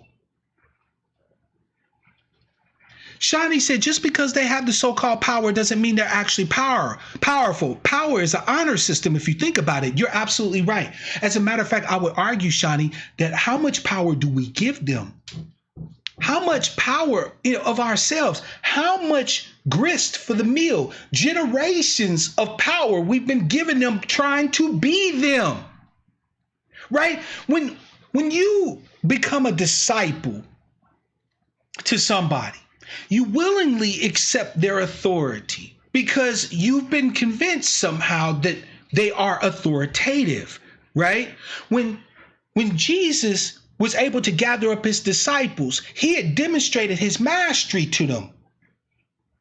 And so they agreed to follow him in order to become masters themselves, right? Okay, so if we have willingly discipled ourselves to whiteness, what is it that we're trying to gain mastery of when whiteness is all about gaining mastery of black folk? Make this shit make sense. Make this shit make sense. What is it we as disciples, as acolytes of whiteness, what is it that we're trying to gain mastery of when the whole construct of whiteness is about the creation of abnormality for black people? So are we trying to become masters at fomenting, maintaining, and creating abnormality for black people? Because as long as they're the standard, as long as they have what you're looking for, as long as they have what you need, they have what you want, then you're going to aspire to be that. So you're going to disciple yourself to whiteness.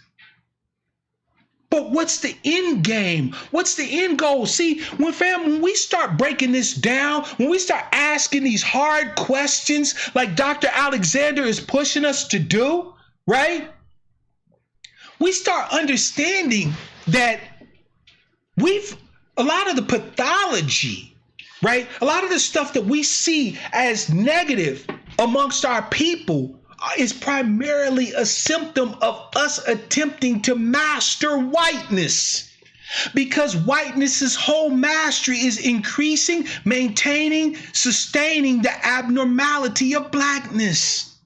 So as you master whiteness as a black person, you're going to go around to other black people and increase pain, suffering, struggle. You're going to make life harder for them. You're going to keep them abnormal. Why? Because that's what mastery of whiteness is in America. It's as simple as that.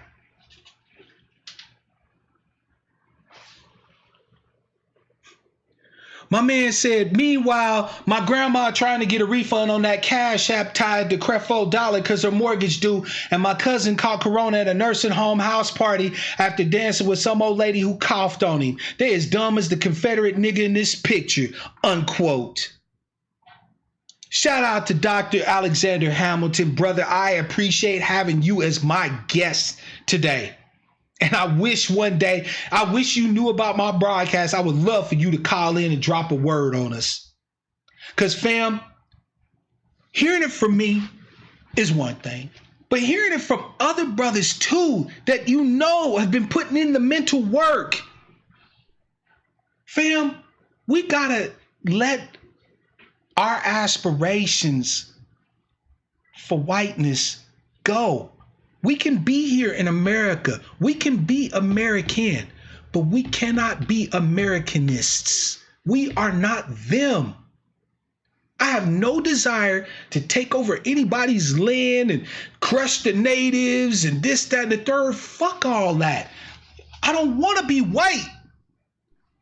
And I'm tired of my people aspiring to whiteness. All it does is increases dysfunction for us, because that's what mastery of whiteness does, fam.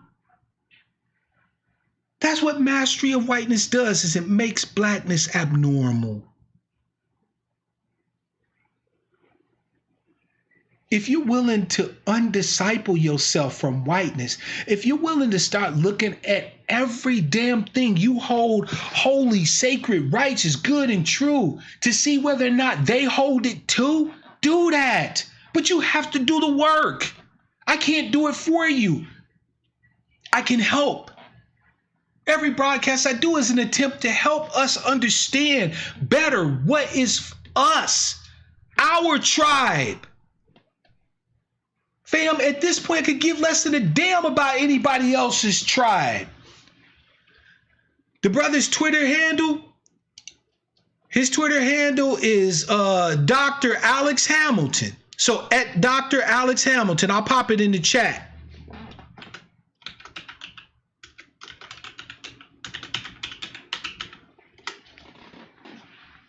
And let me tell you, fam, the brother be on fire.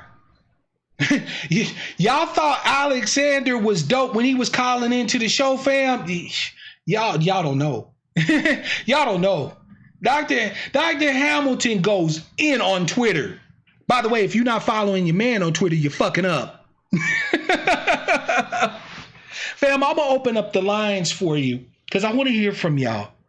And I thank y'all for this kind of extra long, but I wanted to talk about this shit because, fam, we need to start making some hard choices. What's up, Don? I see you, fam, from Nova Scotia. Okay, right on.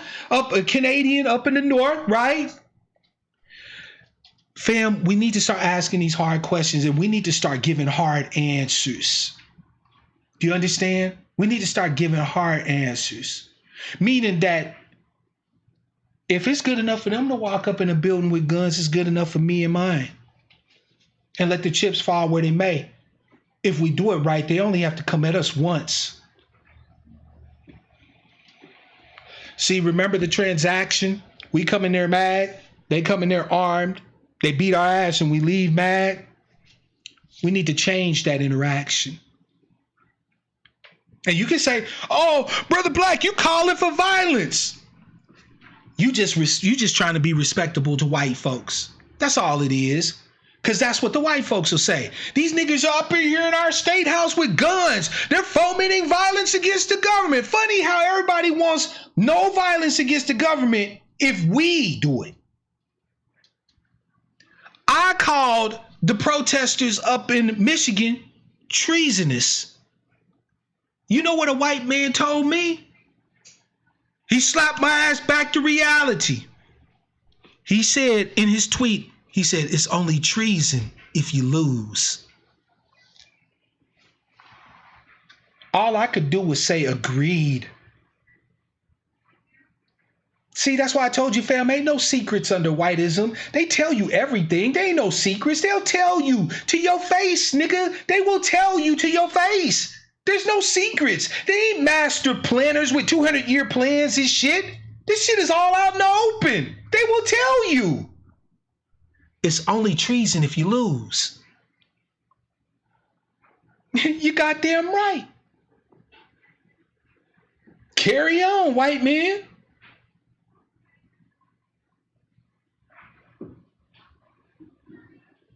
So it's only fomenting violence if we get caught.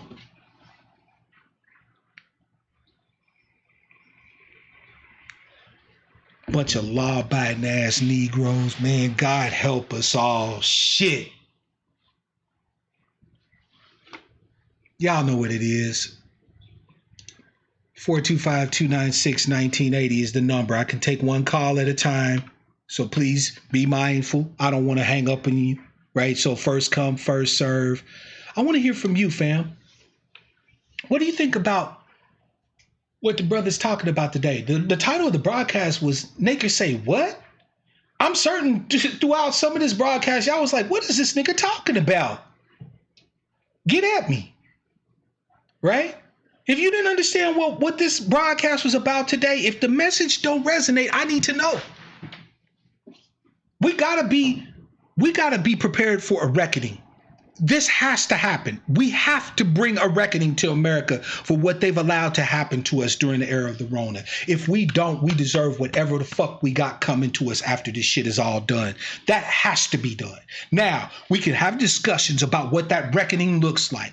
Meanwhile, let them reopen the economy, but we don't need to be having our black asses out there participating in this shit. And for the love of everything you value and hold wise, beautiful, sacred, and true, let go of your aspirations to be white Americans. We are American, but we are not white Americans. I don't want to be them. I don't care what they find respectable, joyful, lawful, none of that. Caller from 413, it's your man Mark Black. What's your name? Where you calling from? And what's on your mind? Hey, Mark, it's me, Double C. Brother Cease, man, how are you, fam? It's good to hear from you, bro. How's things going up your way? Oh, things are cool. Massachusetts. Hold on, make sure that you don't hear the background noise. No, you good, fam. I got you. Now a hotspot. Massachusetts is now a hotspot for the Corvette, and after yesterday, I just lost my aunt because of it. Shit, fam, I'm sorry, man. And her husband, my uncle, and his brother got it. One of them is in critical condition. So. Fam, you know my heart's with you, man. Yeah. Now you see why we got to stop giving a fuck. Everybody talking about them crackers are killers. Fam, they killing us a death by 1,000 cuts. Well, here's the thing. If they're not killing us, we're killing ourselves. By what we eat, how we act, what we do. See, I look at it like this. When it comes to that, whatever happens, it's the will. It's fate. That's what I believe in. I understand. Fam. So you can speed it up or you can slow it down. But see, the problem with a lot of us is, and this is my problem too, everybody gets on this morality kick. I'm to be honest with you, morality has never stopped a bullet. Facts. Facts. I ain't never seen morality stop no bullets. I never seen it, but that's why I've been stocking up on food. Yep. Survival gear. Yep. If you can't get a gun, I suggest you guys get some some sharp or some bunch of objects. Yep. Right before I got on, I just ordered me a couple more stuff in a bug-out bag. Let me tell you something, Cease. I want to talk to you real quick. Because I know your heart, no, you good, fam. Because we brothers, and you know it's nothing but love between you and me, right? So whatever I say is gonna come from a place of love anyway. But fam, I want you to reconsider the stance that you have about the things that we're doing, right? Because if you look at it, fam, what are we doing that's so abnormal, right? When I think about the Surgeon General, you remember how that motherfucker Jerome whatever got up on TV and talking about, black people need to step it up and, and do it for Big Mama and Pops and Granddad and all that shit. And, talk down to us like we fucking idiots. That shit got me thinking. And I was thinking, how black people living that's any different than how any other people in this country live. Like, black people eat cheeseburgers from McDonald's and shit, and this is true. But so do white folks, so do Mexicans, so do Asians. Like, everybody eats shit because America's cheapest food is shit, right? It's not like, every white person is shopping at home, Whole Foods or Trader Joe's getting free range, cage-free chickens and shit like that. Most of us eat shit. Because they serve us shit, right? So when we get sick and stuff like that, right? We're not, it's not our fault per se for getting sick. I mean, could we make better choices? Yeah, but everybody could. So why is it only incumbent upon us? Like I talked about this in a previous broadcast, Brother Cease, when I said to you, that black people is only respectable to everybody else in America if we have zero crime in our community, where everybody has a PhD, everybody wears after six clothing, that's tuxedos for men and a little black dress for women, right? We all speak the Queen's English, and even still, just to keep us on our toes, on our P's and Q's, every so often they'll fuck us up. So we could be perfect in every single way, right? In everything that you can measure, we could be the best people in America, and they will still find a way to do us harm, right? So I want you to consider that, fam, when you think about some of the choices that we have made, some of the options that many of us have seen or been presented with, and understand that we can't see past the choice we don't understand, in the words of the Oracle, right? Many of us have not even questioned what it is that we're doing as black people because of our aspirations to whiteness, right? This is why the message from the brother is so important to us today, Brother Cease, because it opens up that space for us to start asking the real questions, to deconstruct everything about how we're motivated, how we operate, what we think, and so on. What do you think about that, brother? Actually, you're absolutely right. Because before I heard your broadcast, me and my fiance was talking about the exact same thing yesterday. You know. Yeah. Yeah. I mean, You know. they love it. They love it when you sit here and say the problem isn't them, it's me. Yeah. But remember what the rule is, right? We're talking about black Sanskritese. Take whatever white folks say is good, flip that shit in reverse and read it that way, right? So if they're saying that us blaming ourselves for our issues, our problems is good, it's probably a good sign that we should not be doing it. I get it, because I sometimes feel like that. I'm like, damn, what do niggas be on? But then I have to remember, we be on whiteness, which is why we keep doing the same dumb shit and engaging the same dumb shit that we've been engaging.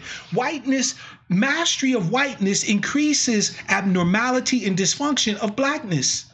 We just broke that down today in our broadcast. So the more we aspire to be white Americans, well, why would it be surprising to see us experience the dysfunction that we experience? Why would that be surprising at all? Right? That's not on us. Right? This is part of our acculturation. Our greatest aspirations are to be like white celebrities. And we get that inculcated in us through black celebrity. So basically, what you're saying is the white man's life is always colder. No, what I'm saying is, fam, is that as long as we think white folks have something we want, we will bind ourselves to them. Right, fam? Okay, so I tell you what, if you and I were on a ship, right? You and I were crossing, we're on a cruise, we're on a ship, okay, right? And the ship experiences some trouble, okay. But I've been telling you the whole time, nigga, I ain't worried about no trouble on this ship. I got motherfucking life jackets. Nigga, I got meals ready to eat. I'm the shit, right?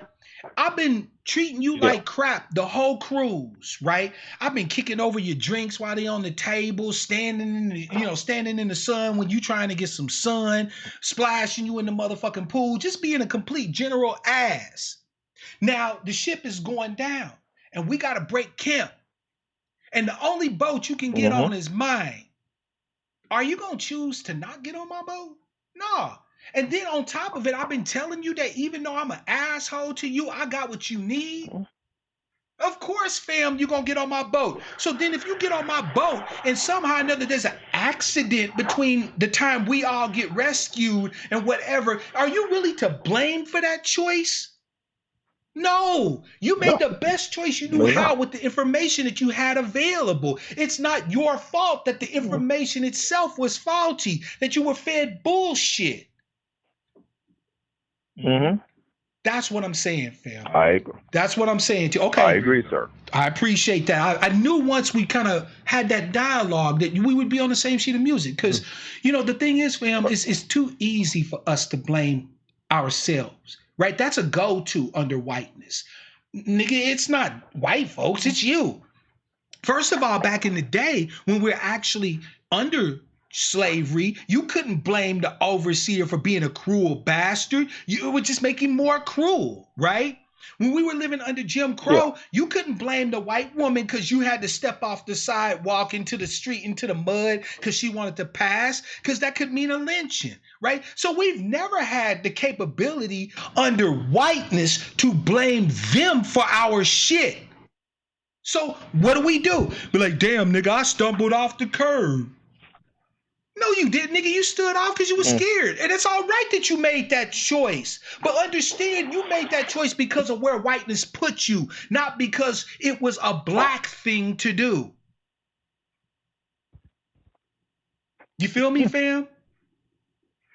Very well said. So I want you to take this message with you, fam. I want you to take our love with you. I want you to understand that we are hoping the best for your family. I'm really sorry about your loss. Fam, this shit is criminal, and there needs to be a reckoning. There needs to be a reckoning on the other side of this shit for what's happening to our people. Oh yeah, there has to be. Yes. I do agree with that, because with everything going on now, and we haven't even hit the apex of this yet. Yeah. Something's gonna happen. It's gonna have to happen. It's gonna have to happen.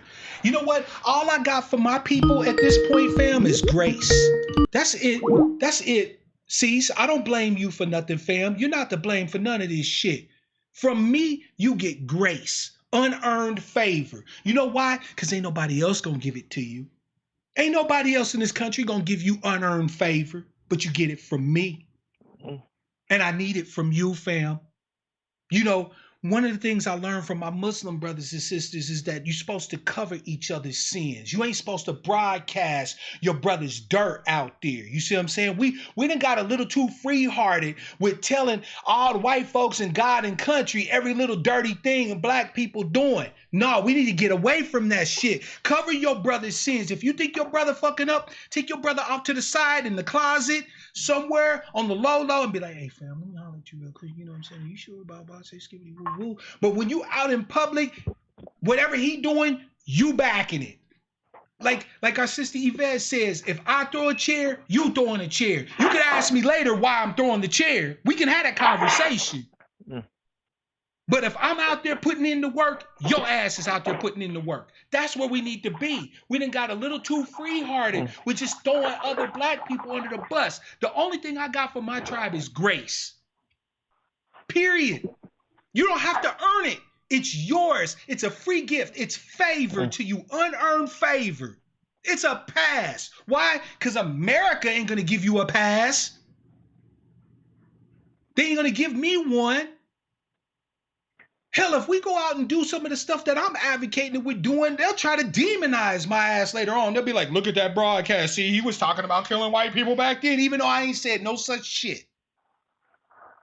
You see what I'm saying? But because I no longer fear their motherfucking opprobrium. I no longer care what makes them comfortable. I no longer worry about what they find acceptable. That right there alone is a game changer. And that's the thing that we need. That's the thing we need in order to get everything that is that we want. We need to stop aspiring to whiteness and simply understand what is the value of blackness and live that. You feel me? And we're going to do that starting today. So again, fam, my deepest condolences for your loss. I'm hoping beyond anything in me, man, for the best outcome for your family members that are sick, right? And understand it's time, fam. We can't afford no more offense. Not for them, not for you, not for me, not for none of us. All right? Yep. I love you, brother, man. Thank you so much for your contribution to the broadcast tonight, man. Hey, love you, man. Thanks for having me. Absolutely, brother. Talk to you soon. Always. Peace. See that shit, fam? Our brother C's losing family members to this shit. Fuck fear. You need to get rid of fear, uncertainty, and doubt.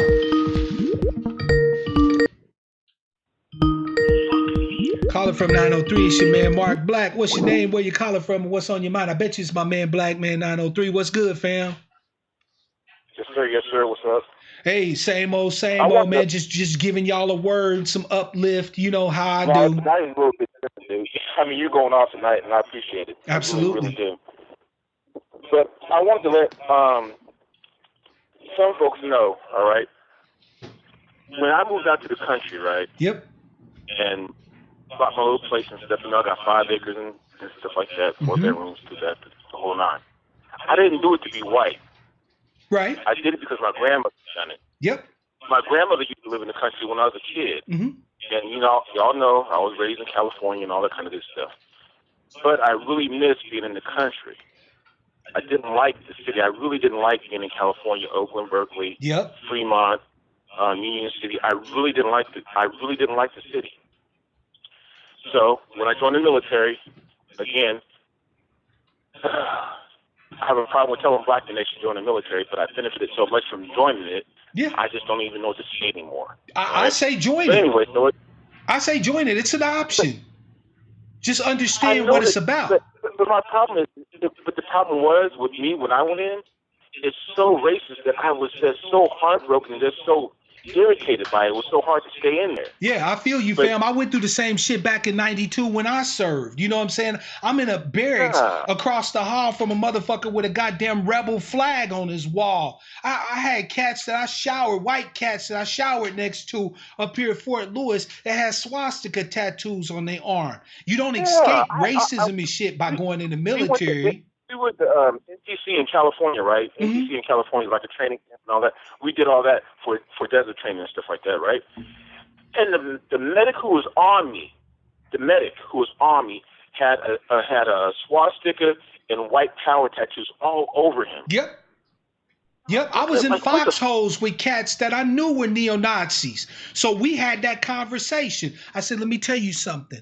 I said, I don't give a fuck what you think about us so-called mud people. I'm going to point this weapon down range at enemies coming at us. Now, if you don't point your weapon in the same motherfucking direction, you and I are going to have a problem. And we worked it out. But see, that's why you're not normal, though. That's why you're not normalized as an American, though. Because if you have to have that talk, you're not normalized as an American, right? You see what I'm saying? Fam, I didn't do that for him. I did that for me, right? Because what have I been teaching us, fam, about setting our boundaries, right? See, one of the things that black people have a real problem with, and it's due to our acculturation, is actually setting boundaries that people cannot cross, right? When you and I were in the service, right? When we set up a perimeter, we set up multiple layers of security, right? Why? Because if an opposing force makes it past this layer, you have a fallback position that you get to. But no matter what defensive perimeter we set up, there was always going to be a point beyond which we could retreat no further. Here and no further. Here is where either I die or you do, right? Either I die for my country at this point or you do, right? You feel me? Right. Black people need that. But my point, this is my point for me, for my own self, right? Yeah. It shouldn't be a thing to sit there and have to sit there and tell, okay, so you're being single and you're out here dating. Yeah. I shouldn't have to go to the girl I'm dating and say, hey, you know what? I'm not going to molest your daughter or your son. I shouldn't have to say that. That should be automatic.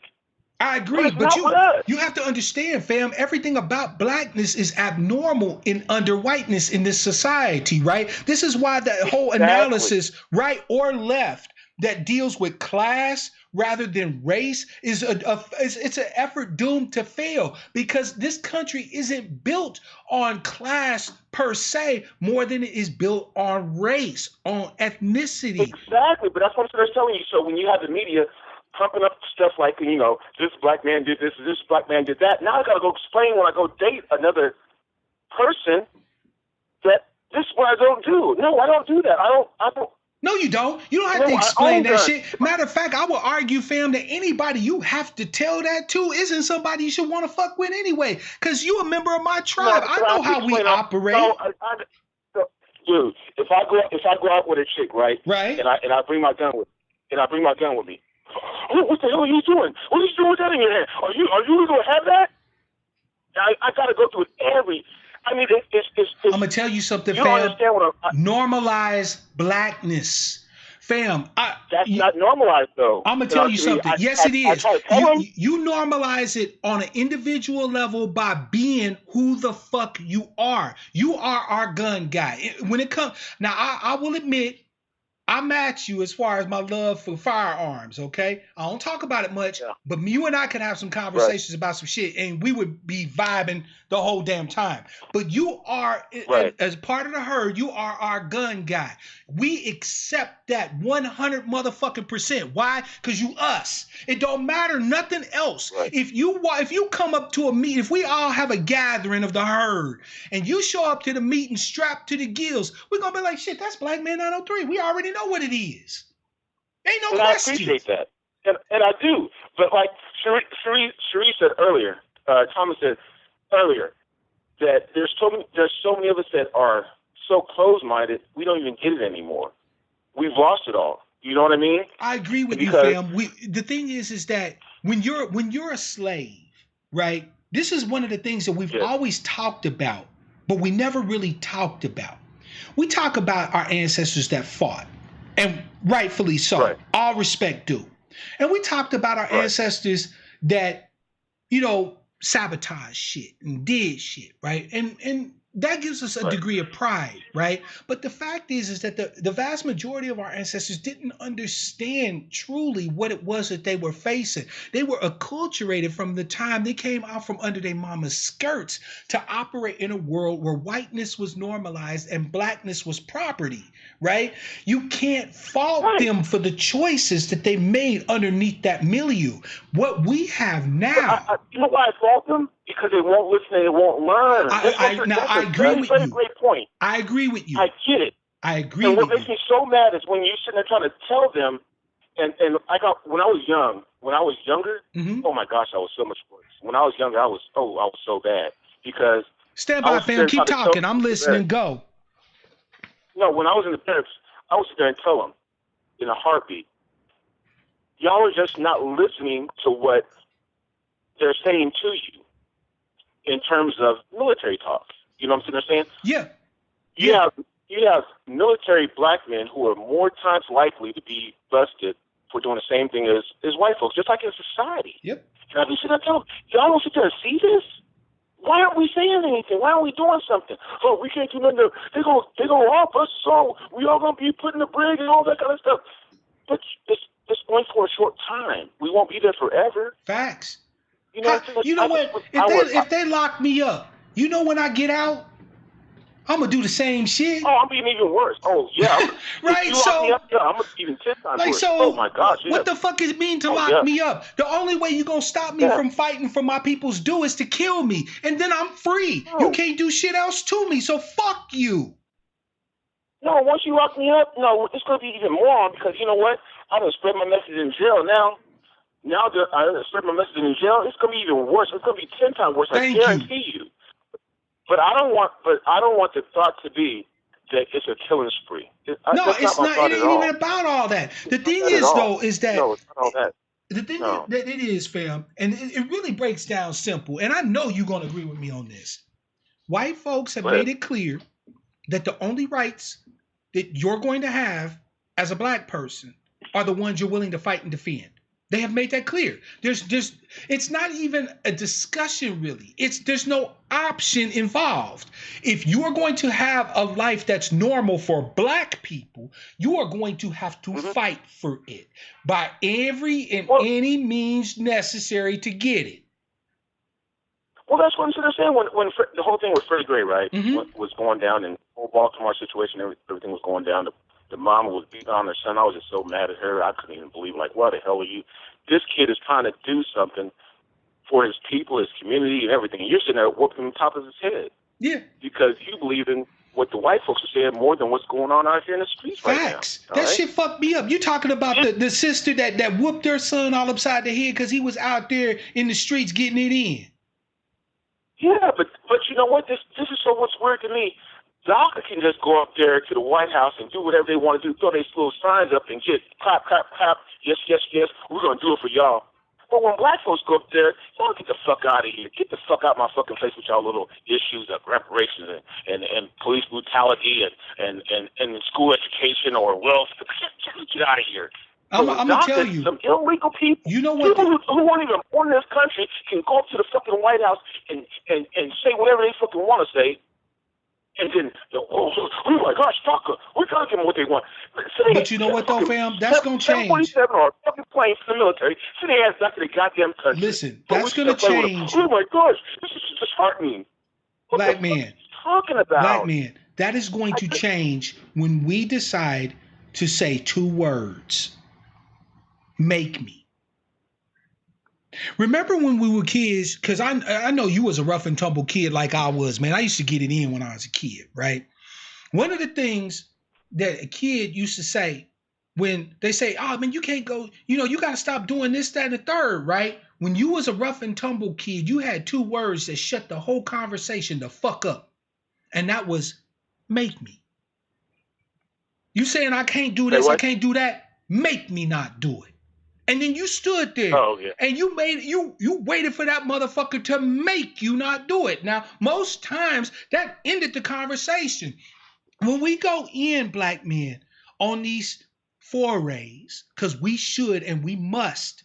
When we go in on these forays, they're going to throw a whole bunch of crap at us. They're going to send cops in there to try to intimidate us. They're going to have cameras all in our face.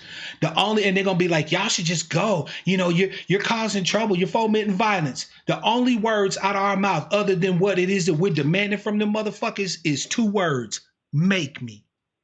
You don't make nobody else go. Come make me go. I dare you. Yeah, but that's the whole point of the whole point that aggravates me so bad is when the elders sit there and say, like you were saying earlier, you don't get your black ass to do that, boy. You better leave it alone. You know what? That's all right. You know what? Grace to the elders. Let them say that. We already know that there's black folk that are going to say that, right? Like Sister Sherry said, not everybody built for the fight. That's fine. Look, it's like in the army, like in the service, right? You know why our army, the American army, is so strong? Because only 1/4 of the army is actual combat arms. 3/4 of the army is support. It's transport. Yeah. It's finance. It's supply, right? Yeah. The thing is that we need everybody in this fight, but we don't need everybody up front. We don't need everybody marching into state houses and so on and so forth. Matter of fact, I don't even want that. Right? What I want though is that when the brothers or the sisters and or the brothers and or the sisters who do decide to be frontline, what I do need is that when the media start chattering, talking about those niggers are causing trouble, the niggers are causing violence, I need y'all to stop throwing us the fuck up under the bus. I need y'all to be like, I don't know what they're talking about. That's why we're talking about tone. Tone sit there and he brought this picture up. See, this is what we don't need. He's talking about the brothers out of Dallas who was the Black Panther Party. I think. Well, they were black. You're talking about the brother, right? that they classified as a BIE. I know who you're talking about. Yeah, so that's it. But Tone's like, this is not our movement. Well, if you're not going to have security in your movement, you don't have a movement. Facts. Even the president or the presidential candidates have security. Thank you. So you know what? I already told everybody when I was planning to go to the ADOS conference last year, I had already been confabbing with my brothers. And I said, I'm bringing my iron because I did the checks. I checked to see if my license, my CPL was reciprocal in Kentucky. So I had already made plans to transport my weapon through TSA and the whole 9 yards. I wasn't showing up at that gathering of my tribe without my steel. Nope. No. It's senseless to do that. It's senseless at this point and this time to do that. I think Ms. Dream said earlier, the coronavirus has made everybody on the same level at this point. Yep. At this point in time, anybody can get it. Thank you. That's where I'm at, fam. That is where I'm at. Everybody can get it. I don't give a fuck if you a D or R, rich, poor, white, black. Yep. If you're not here talking the language I need you to talk and pushing forward the efforts that I need you to push forward for my people, fuck you. That's where I'm at. There you go. All right. Fine, we're there. All right, second point I want to make tonight. The same thing again. I bought cows to eat and make money. There was no other reason I bought cows to be white, but I did see white boys make money from buying cows, so I said, ooh. Right. I see my grandma make money from selling cows. I said, ooh. So I bought cows and did the same thing. Buy them, feed them up, sell them. Yeah. Buy them, feed them up, sell them. And at my height, at the best I was ever doing in my day, with me and my uncle both, we had 22 cows, right? I'm talking about cows, not bulls and cows, but just cows. So cows is the only thing I was with females. And we had 22 of them. And they was all about to drop babies. We had the charts down. We had everything solidified. We was good. We were ready to go. Because, I got the 75 acres over there, right? So we're doing it. We're ready. And the white boy's neighbors, right? He came and stole them all and sold them in Arkansas. So we go to the police and say, hey, somebody stole our cows, the whole 9, blah, blah, blah. You ain't never known no 20 fucking cows. You ain't never had that many goddamn cows over there. Blah, blah, blah, blah. You ain't never done this, that, and the other. And they never investigated a goddamn thing. That happens so much. That's why when I've been talking about acquiring a land base, Bruh, if you think that security and defense isn't a part of that, you're sadly mistaken. Ain't nobody gonna come a rustling nothing where we at. No. But if somebody does something to white boys up the street though, up the blacktop, oh shit, they're all out there because you know why? They're millionaires. Yeah, and we're not. Yeah, a lot of people don't know it, but farmers are millionaires. No, we live next to on our property, right? Yes, we have. Well, family related. We have. I don't know. I can't even tell you how much. But anyways, it's family related. And none of us are millionaires now. None of us are really rich and all that kind of stuff, right? But the people who live on top of the road, right, are millionaires. They had to come to us and ask us, can we please make a road through here, right? A blacktop through here. Yep. In order to connect with that other road. And we let them, I don't know why we did it, but because before the land back in the 1800s, our land was locked off. Oh, you know why they let him. He was white, you was shot, you was dead. You know why they let him. Because think about it. Whenever the white folks come to us and they want something, they ask real nice. Like they peaceable, they quiet, want to do a barbecue and get everybody together and shit. This and the third. It's only after the fuckery that they flip the script. You know why? It's the same dynamic that we've always played. That's what I'm about to tell you. The Army Corps of Engineers, right? Yeah. They came in there. The Army Corps of Engineers came back in there in the 50s, right? I get all the stories from my people from back in the day. So, I was born in 70. I don't know this for being there. I know this from them telling me this. Yeah. The Army Corps of Engineers came in there and said, hey, I'll tell you what we're going to do. We're going to build you a pond. We're going to build you a lake on your property. We're going to maintain it. We're going to put up fencing every year. We're going to do all this stuff for y'all if y'all let us put a road through y'all property. All right? But we didn't realize at that point in time, having a property like that without a road through it is kind of like being an Indian on your own property. Yep. Because can't nobody go through there. You goddamn right. The police can't go through there. Nobody can go through there. So whatever's going on in there, nobody can see. So the Army Corps of Engineers came out there. They did their little surveys. They did all this. We're going to do this for you. We're going to do that. And they did that for that year. But now I am 50 years old. That happened in the 50s, so we're talking about over 100 years ago. Or, 70, 80 years ago. They just now came out the last time and did a makeup on a property 2 years ago, only because my cousin got on the board of the committee for the county. That's the only reason. But before that, when they couldn't get in there, they didn't have access to see what we were doing, see what we were making, whether it was moonshine, whether it was oxtails, whether it was pigs, slaughtering chickens, whatever the case may have been, smoked out, whatever. Yep. They couldn't get in there. They weren't happy about that. We gotta find a way to get in there. See, this is why I say that whatever plans we make moving forward, we need to have our cat's paws in play. See, one of the things that I had mad respect for when I saw some of the criminal elements in my community, right? Like there was a brother, shout out to Diamonds, by the way. Older brother that I used to fuck with heavy named Diamonds, right? Diamonds, I ain't gonna tell you how he got down, but let's just say he was deep in a lot of different shit. But Diamonds had a white boy who was a hanger's on, who was just smart enough to do what the fuck Diamonds told him, but dumb enough to not ask no motherfucking questions, right? And Diamonds was able to make, let's just say Diamonds did real well with his cat's paw. The thing is that we need to stop pretending that what we do is in some way ever going to be acceptable if it benefits us. See, that's the problem. We think that we can find a way to benefit our people that white folks will co-sign. They'll say, oh, well, we didn't think of that, but that's all right. We don't mind the niggers doing that, right? Like, we really legit think that. We really legit think that there's a plan out there that is going to normalize us, that white folks are going to co-sign. I can assure you, after 47 years on this planet myself, after being a student of my people's history here for the last 400 years, that there is nothing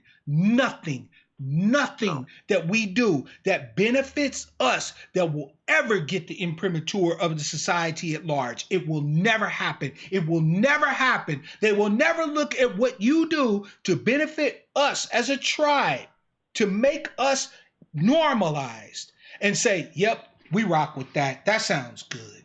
It'll never happen. So you might as well get that out of your head, right? Like everybody that I read that was like founding fathers and shit, because I still recommend that you read the words of these people who were formative in developing whiteness in this nation, right? Thomas Jefferson was notorious for saying that the tree of liberty has to be watered with the blood of patriots and tyrants.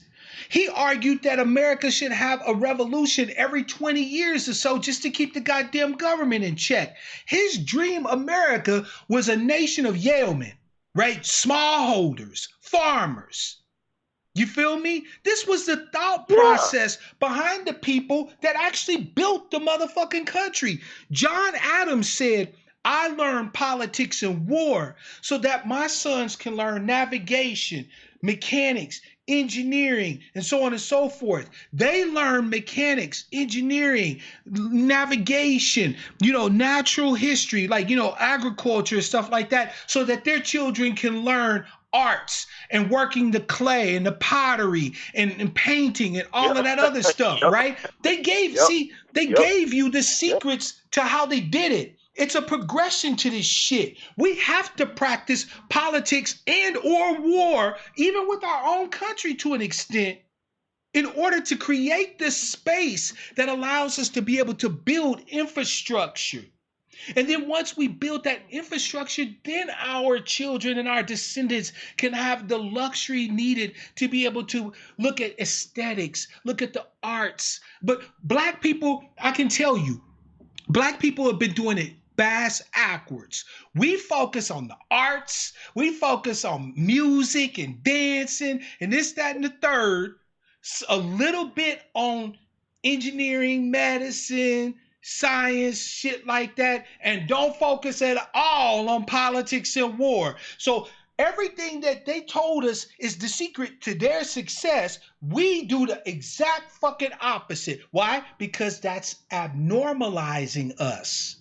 If we did it that way, we would be normalized, and we would have, it would be us doing it, not them.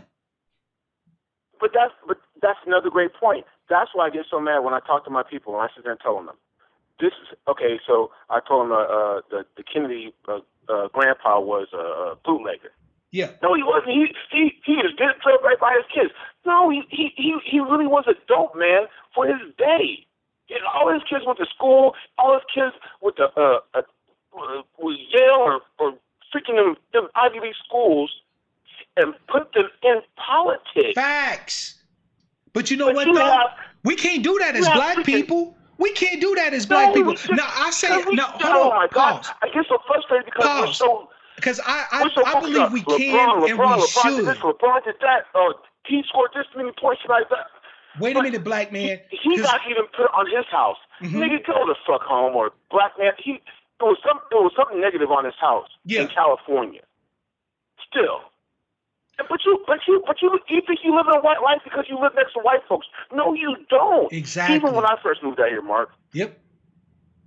White kids would drive across my yard because my yard is pretty huge, right? So white kids would drive across my yard and do stuff, right? Shoot paintballs at my house. White folks, I live in a curve, so white folks would drive across my grass and keep on going. But you know what? As soon as I start doing stuff back, oh, you can't do that. Oh, that's wrong. Damn, what they're talking about. That's what the police are telling me. I said, so if you're telling me right now, if on my property I take like 2x4, I see, Black man, don't be explaining shit to them. Don't explain nothing to them. I'm going to be responsible for don't that. explain that to them. See, that's another thing that we do. That was sabotage.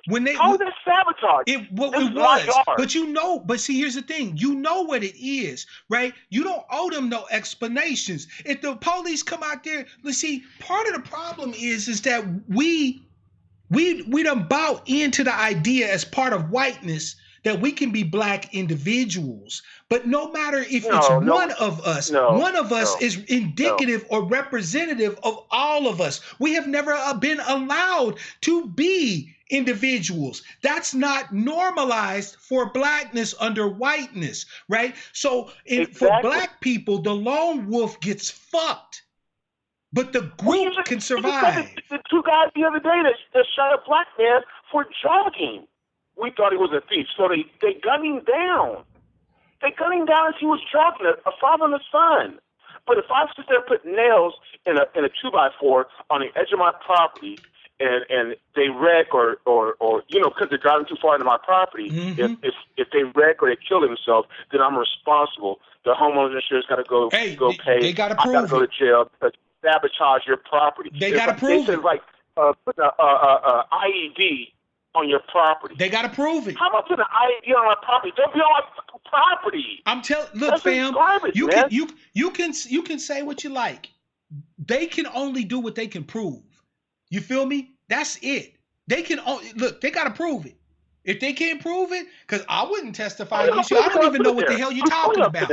I don't even know what you're talking about. So I can't testify against you. I don't want to hear what we're not allowed to do. We're not allowed to do because we won't do. Once we start normalizing certain behaviors, we will then be allowed to do it. Why? Because it's what we do. You can't stop us from doing it. Look, one of the things that I've taken away from the protests in Michigan and all of that recently is that they aren't ever going to get there.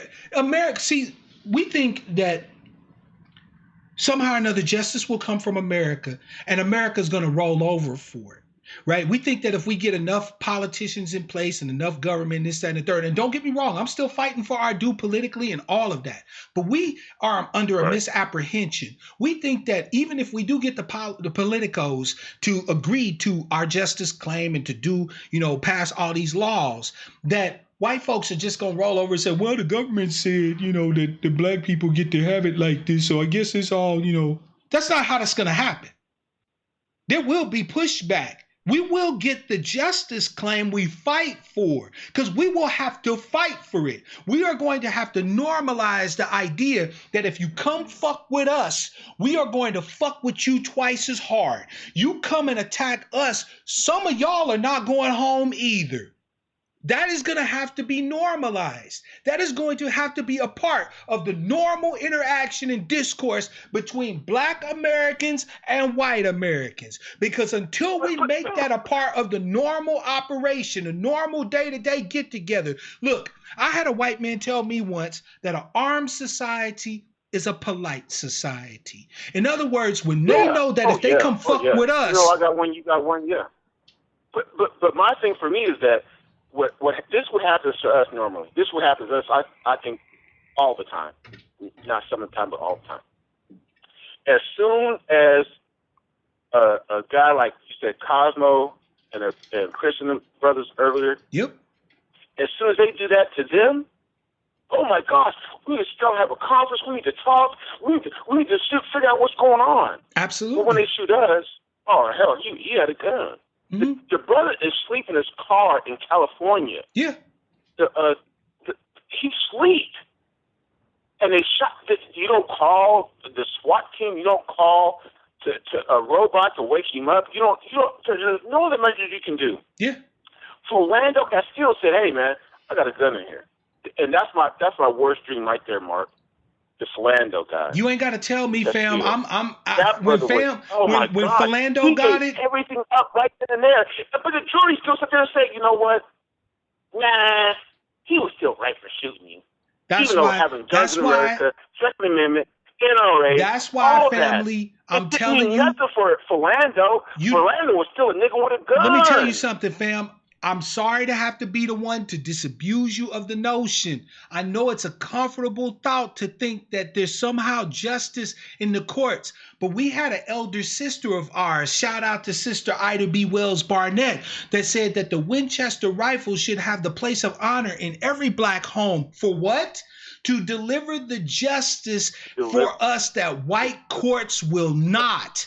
Look, fam, the answers have already been there. The problem is we ain't picking them up and putting them into utilization. That's all it is. We will have to normalize blackness for ourselves. They will not normalize blackness for us. America will not do that. Now, ultimately, we can do it. But it's like the sister said earlier in the chat. Are we going to go ahead and just pay the price needed to be fully free in America, to be fully American? Are we going to go ahead and just decide that whatever it costs, for once and for all, we're not going to piecemeal it out, we're not going to dribble it out, we're going to go ahead and pay the full fucking cost, whatever it is, to be free and full Americans on our land, on our soil? Or are we going to continue to, take little stabs at it, and then when we get rebrushed, we get rebuffed, we shall overcome. So that's the choice that's left to us in this generation and to every black generation that comes after this one. Will we finally decide to go ahead and pay whatever the cost is for freedom? Or will we not? Okay, I get that too. But listen, this point right here, I'll give you this other point. When AIDS was going around, right, in the homosexual community, right? They didn't sit there and say just, hey, just let all them fags die. Let them all die. Let them all go away. Some guns got together somehow, and now we have even AIDS being more respected than just being black. Mm-hmm. They got their Black Goddess commercial every freaking day. Hey, but you know what, though? I'm going to tell you something. Hold on. With the long dreads, and he does this commercial every freaking day. Yep. And his thing is, I got this medicine that takes care of me and all this kind of stuff, that and the other. I got a bigger thing. Stop screwing in the butthole and stop screwing in another man in the mouth, and maybe you won't have it no more. But no, he's sitting there telling me how to protect myself from it. But I can't protect myself from the police with a gun. That's just so stupid to me. And this is what I freaking hate. I get so mad about. I'm so tired. But you know what, though, fam? People kissing on a freaking commercial. Fam, the only thing I can tell you is this. Kissing on a commercial. The only thing I can tell you is this. Being a lone wolf isn't helping you, right? So we got to get you to be a part of a community. I don't care how, by hook or by crook, but we need to start coming together and organizing as a community. And the thing is that what happens to one of us has to either happen to all of us or it happens to none of us. If somebody come at you, they need to be seeing me. When somebody come after Sister Shani, they need to be seeing me and you. When somebody come after Sister August, they need to be seeing me, you, Easy, Tazabar, Menace, right? In other words, fam, we can't keep operating. Look, what they've told us to do don't work for us. It is abnormal. It will never benefit us. We need to let go of that. And we need to ask the questions that will determine what constitutes success for us. And for you, in your case, right? This means being able to feel that you have the right to defend yourself against all comers. Now, I can tell you that you have that right, but you have to believe that you have that right. And not only that, but you can't exercise that type of right only by yourself. You need your brothers and your sisters behind you. We need to be saying, nope, they were harassing our brother. We ain't gonna sit here and let y'all malign his character after y'all done gunned him down. And not only that, but now that you done met him, now you about to meet us. That's what needs to happen, fam. And Menace said we need a critical mass. True, to a certain extent. What we need is roughly about 3% of adult black people. There's a reason why white folks use the numbers that they use. Have y'all ever heard of the 3%ers? I know you have, black men, where you live. You've never heard of them? Oh, the 1%ers. The 3%ers is a movement among white folks. See, like I said, there ain't no secrets among white folks. Okay. Yeah, they tell everything. The 3%ers represent the percentage of active combatants in the colonies versus King Right. George and the British Army during the American Revolution. A lot of people don't know that it was only approximately about 3% of the colonists that ever did any active fighting. Exactly. Monty just brought up the fact that one of them just got drafted by the Patriots, right? Dude standing there with a bold ass 3% tattoo on his forearm. You're right. Yeah, I've seen that. Right? You're right. Yep. Fam, we need our own 3%ers. Yep. See, this is the thing. There's ideas and stuff that they practice that we don't, that could work for us. But then there's ideas they feed us and tell us it's okay to do that when we do, fuck us up. How many black people are looking to develop our own 3%ers? Right? You see what I'm saying? Like this is the point that I'm trying to make. In Jackson, Mississippi, you had a man in Jackson, Mississippi talking about shutting all guns down. What the hell are you talking about? What's his name down there in Mississippi? Jackson, Mississippi. What's his name down there? What the? You know what? Dude? You know what? Like them white folks say, out of my cold dead hands. I ain't giving my guns up for shit. But then you have so many black women, the women groups and all, and then a Bloomberg fellow, all following this stuff and putting money into him, and he think he's so right. No, you're not. You're just simply not at that point. So I'm done with that issue. So my last issue is FFA. It's called Future Farmers of America, right? Mm-hmm. How it's FFA. Yep, I'm familiar with the FFA. They show you about chickens. Yeah, the chickens. You can sell chickens, and you buy them, and you sell them to people or corporations, and they give you a bunch of money. All right. It's just a what do you call it? A tax hide, right? Yeah, exactly. Houston last night, one of the biggest shows ever, and I went to Houston. Oh my gosh, it was so great. I made money. I paid my grandfather back for investing in my chickens. It was just wild to me, right? And it was again, you're a kid being between 15 and 18, mm-hmm. and again, all white kids there. But I'm sitting there knowing in my lineage, in my background, black folks been doing this stuff for years. Absolutely. But they only reward white kids mm-hmm. for. You have white kids out here in America, or in Texas, I shouldn't say America, but in Texas, right? Mm-hmm. They can go out there and buy a deer or a show cow, right? Yep. Eat a $5,000 and then sell that some gun for easily $350,000 yep. to I'm going to say anywhere around close to $1 million, to be honest with you. And they pay for the college, their first house, everything. Mm-hmm. And we're so scared to even go show a chicken or a pig or a hog or yep. anything like that. It's FFA. White boys do that. We don't do that. But you know what, though? I'm going to tell you. There's a reason why you hardly ever see any of the simple people at them shows. You might see some Mennonites, right? You know, you're familiar with the Mennonites, right? Yeah. You might see some Mennonites, but you're not going to see no Amish. Because the Amish don't fuck with the English. They don't care about their awards and shit. They don't.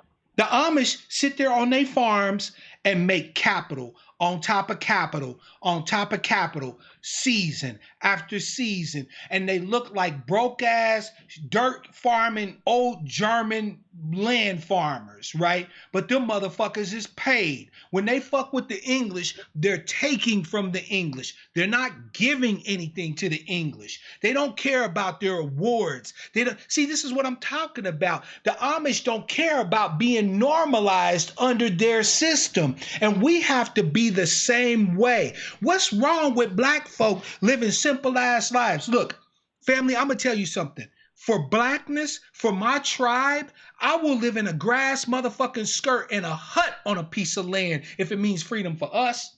I don't care about no Xboxes, no iPhones. I don't care about no J's. I don't care about no fancy car. I don't care if I have to dig the ground with a goddamn stick that I hardened in a fire. If it's ours and we can defend it, that's what I want. I don't care about nobody's awards. I don't care about raising the fattest hog so some hog looking ass white man can come and judge the motherfucker and give me money for it. All I care about is raising hog after hog after hog, generation after generation after generation, so that once we have one farm plus one farm, we can sustain a whole nother farm. I can gift the farm to my people. I can say, hey, y'all come out. We already got the land for you. We already got the animals for you. We already got the infrastructure for you. All you have to do is just bring your ass and bring your head right. Because that's what will work for us. I get all that. I get all that. But at the same point in time, my thing was this. The white society has made other kids, white kids, who they didn't even know, millionaires. They have made other kids. Why is that shocker to you? Huh? That's not a shocker to you, is it? Of course they will. No, not at all. They have made even an Indian guy. What's the guy who went to Harvard or he went to HBCU? Said he was black. You talking about Mindy Kaling's brother? Yeah, even he's become a millionaire. Yeah. But like I said before, us who are just really descendants of slaves don't get those chances, don't get those opportunities. Even on Shark Tank. Yep. You know what? See us on there getting those chances. And you won't. We don't get the chance. And you won't, fam. That's the thing. We need to get off of this hope train that keep us thinking that there's an entree for us into whiteness. It will never fucking happen. Our job, according to my understanding of this whole shit, is to find all of the ways, means, and tactics, strategies, and the whole 9 yards that normalizes blackness and fight against every effort to make it abnormal by every means, by any way. That's it. Fam, I told you. Hold on. Again, so what I'm asking you this is my whole point. Not my whole point, but part of what I'm trying to relate to you. All right. So for me, in my point, yeah, I lived without water. I lived without electricity. I lived a dormant life as a kid, and I hated it so freaking bad. I don't want to go back to a dormant life of not having. I don't want to live like an Amish person. I don't want to live like a Mennonite. I'm gonna tell you, black man, you don't have to live like that, but you're gonna pay the price. You're gonna pay the cost. If you want what whiteness has to offer, it's available to you. All it takes is for you to just simply sell your soul. For you to watch a black man drop and to not have nothing to say on it. Because that's the only way you're going to get any access to it. I get what you're sitting there saying. I get that, right? But my point is this, all right? Again, this is just me talking out of my heart. I know, right? Fam. I know. Look, I'm not saying that this is. I'm not saying that this is. Listen, fam.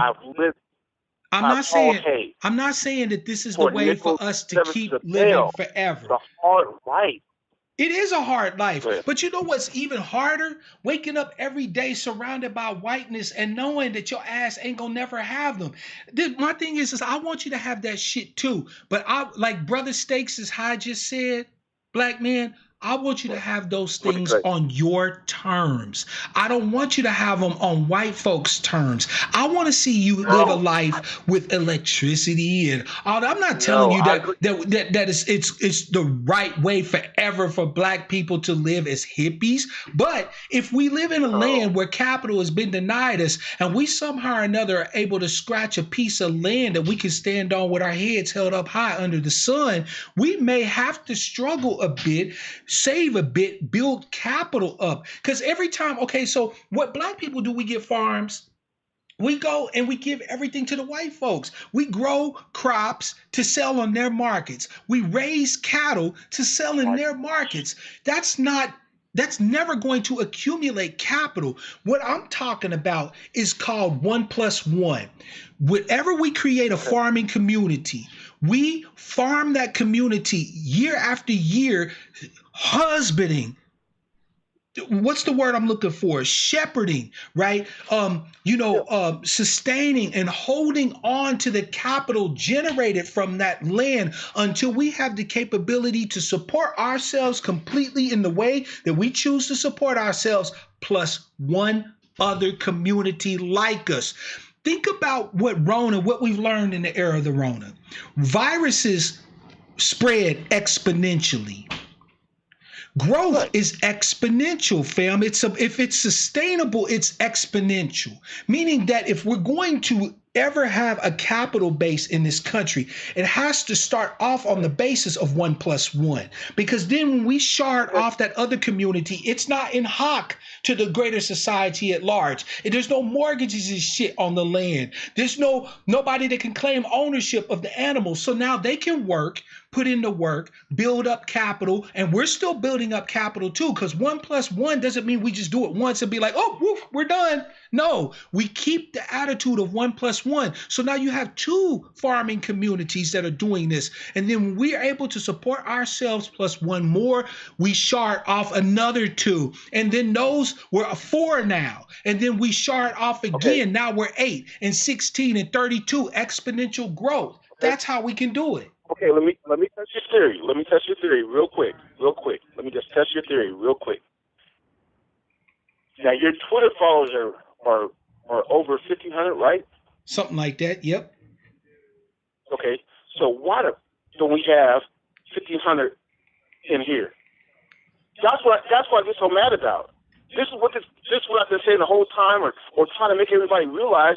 You have 1,500 farms. 1,500 farms. Yep. And you got 50 or 40 something freaking people in the chat. That's what makes me so mad. But you know what though, fam? Don't get mad. Don't get mad because I give you that. You are the hardest working man on YouTube, and then you're not respected by your work that your Twitter followers. But you know what though? It's all good. What this is just it's simply. Not.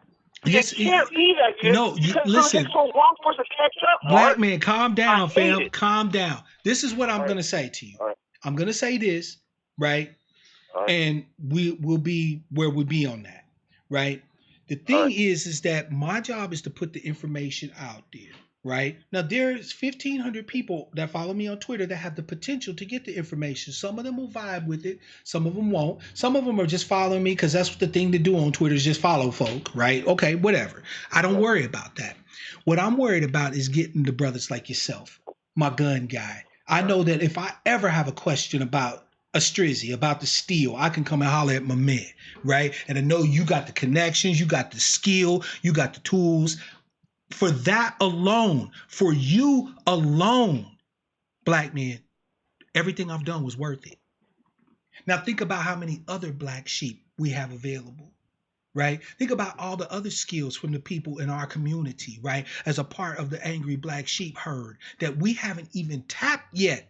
We've got skills and abilities in this chat right now among 50 people that we haven't even started to discuss and tap yet. I don't measure my Twitter numbers or my YouTube subscriber numbers as a measure of success. My success is the fact that I'm talking to you. To you. Just you. When I reached you, fam, I considered myself a success. Now, here's the thing. I'm reaching more than just you. And so I know that I'm a success. I measure my success not by those numbers. I measure my success by you. You feel me? By you. So that don't you worry about it. It could be. I could wake up tomorrow and have 150,000 people follow me, and it ain't gonna change shit. This has always been about just you and me. You feel me? And it's gonna always be about you and me. Now we gonna include some other people in the herd because that's what it's all about. But it's about the relationships between us, the willing ones, the ones who think, the ones who examine shit. The ones who ask questions, the one with righteous fire in their hearts, the ones who want to see change so badly that they're willing to do anything to make it happen. We're going to reach them. Don't you even worry about it, fam. We're doing the right thing. We have a measure of success because you and I are talking. YouTube and every other outlet out there would do anything to stop you and I from having the conversation we just had. But they couldn't stop it, fam. You can't stop the flow. We are a success. Don't you ever fucking forget it, bruh. All right. Mark, Sam, I enjoy the show every time it's I know it, on. brother. I know it. Peace out and love. I really mean that when I sit there and say I appreciate y'all. I love y'all. This is my best show I listen to, and I appreciate the love and respect I have for all of y'all, and that I hope that y'all have for me as well. Absolutely, brother. You know that. I love you too, man. Take it easy, fam. Caller from 301, it's your man Mark Black. What's your name? Where you calling from? And what's on your mind? Caller from 301, it's your man Mark Black. Holla at me. Well, my brother, I see you still got the fire. I try, brother Elder Richard. How are you, man? Long time no hear from. Yeah, my brother, I'm doing all the necessaries, and trying to keep up keep the spirit going. That's and right. everything. That's right. I'm doing the necessary, because when Rona has run its course, the struggle still goes on. Yeah, absolutely. Yeah, I know you got a word for us today, brother Elder. Drop it. Drop those gems on us. Yeah. I've been listening to you. It's very deep, very deep. You're very deep, and I can, I'm very impressed by, your what I might call your spirit of discernment. How you're able to realize things for what they are.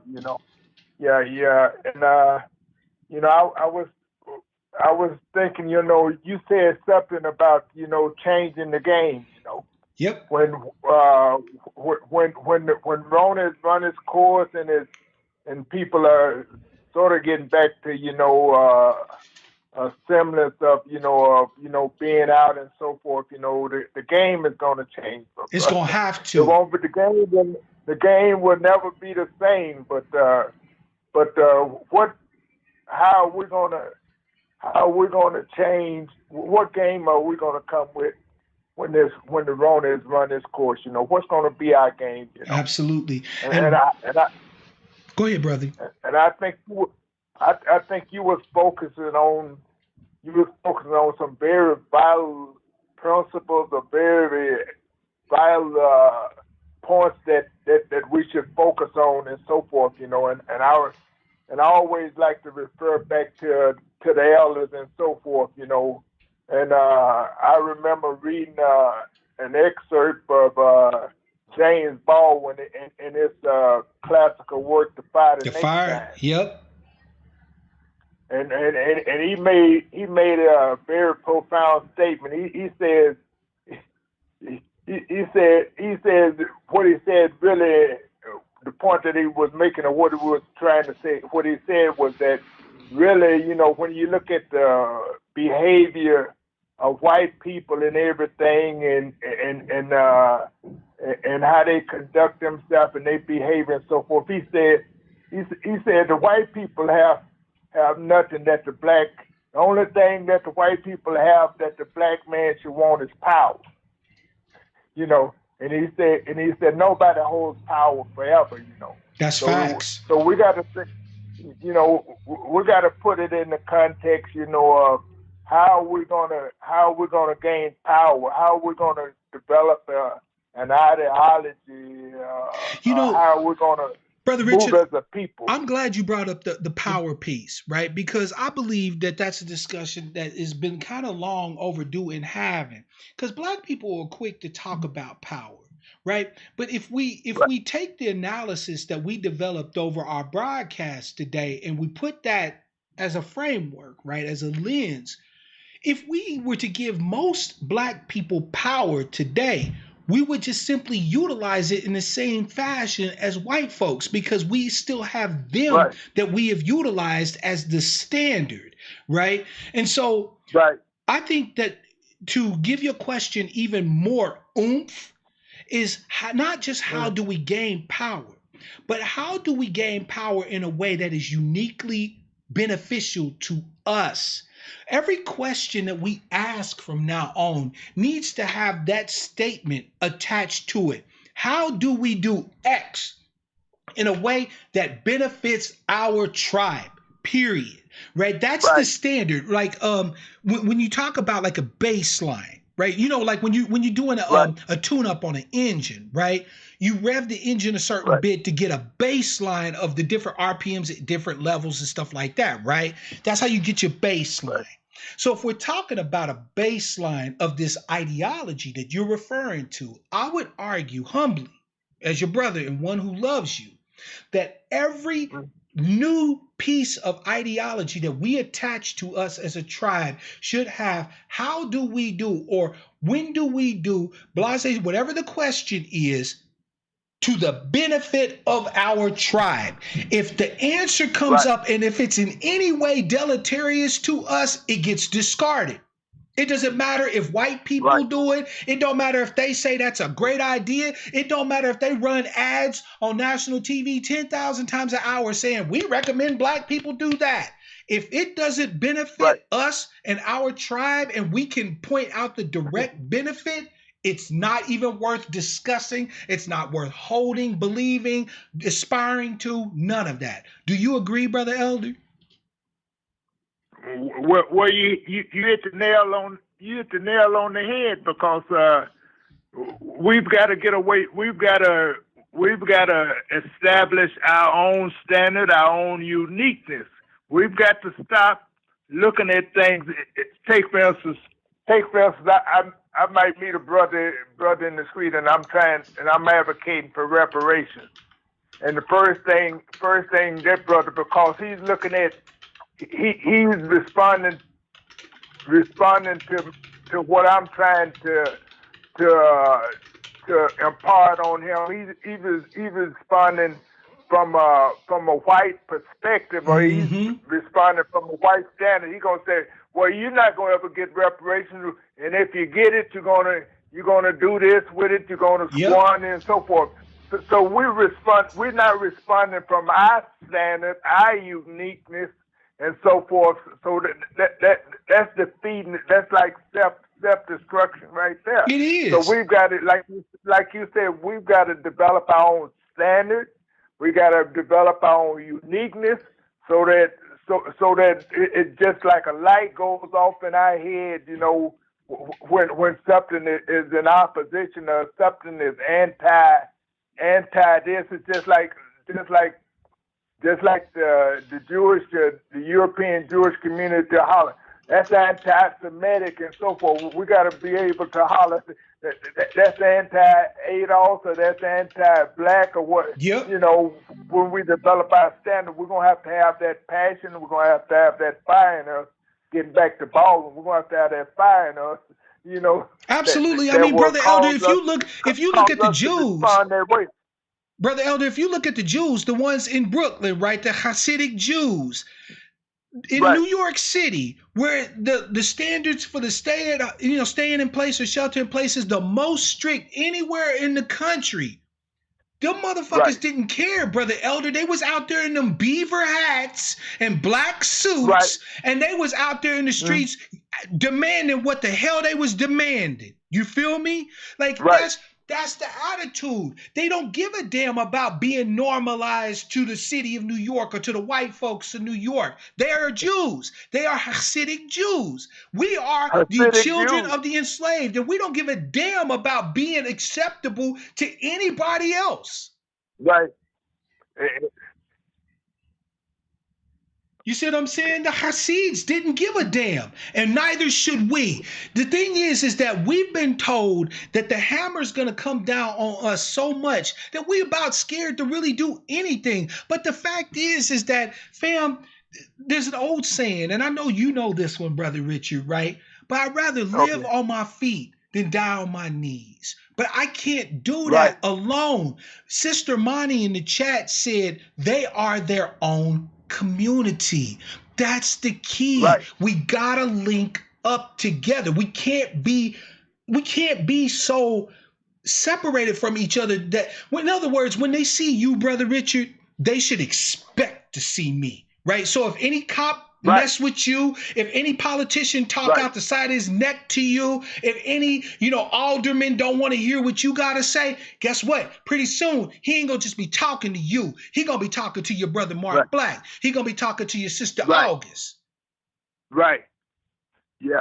Because as long as we're out here trying to piecemeal it and do it, individually, like, fuck them niggas, I got mine, it ain't gonna never work. That's white folks love it when we go out here and try to do. The only reason why our brothers Cosmo, Micah, and Christopher are not considered saints amongst black folk, may they rest in power with our ancestors. The only reason why they are not considered saints is because we crave whiteness so much. When the media told us they were mass killers, we said, yeah, they shouldn't have done that shit. Look now the crackers is all mad at us. You know what I'm saying? They made it hard for all black people. No, they didn't. No, they didn't. No, they did not. What they did was a response.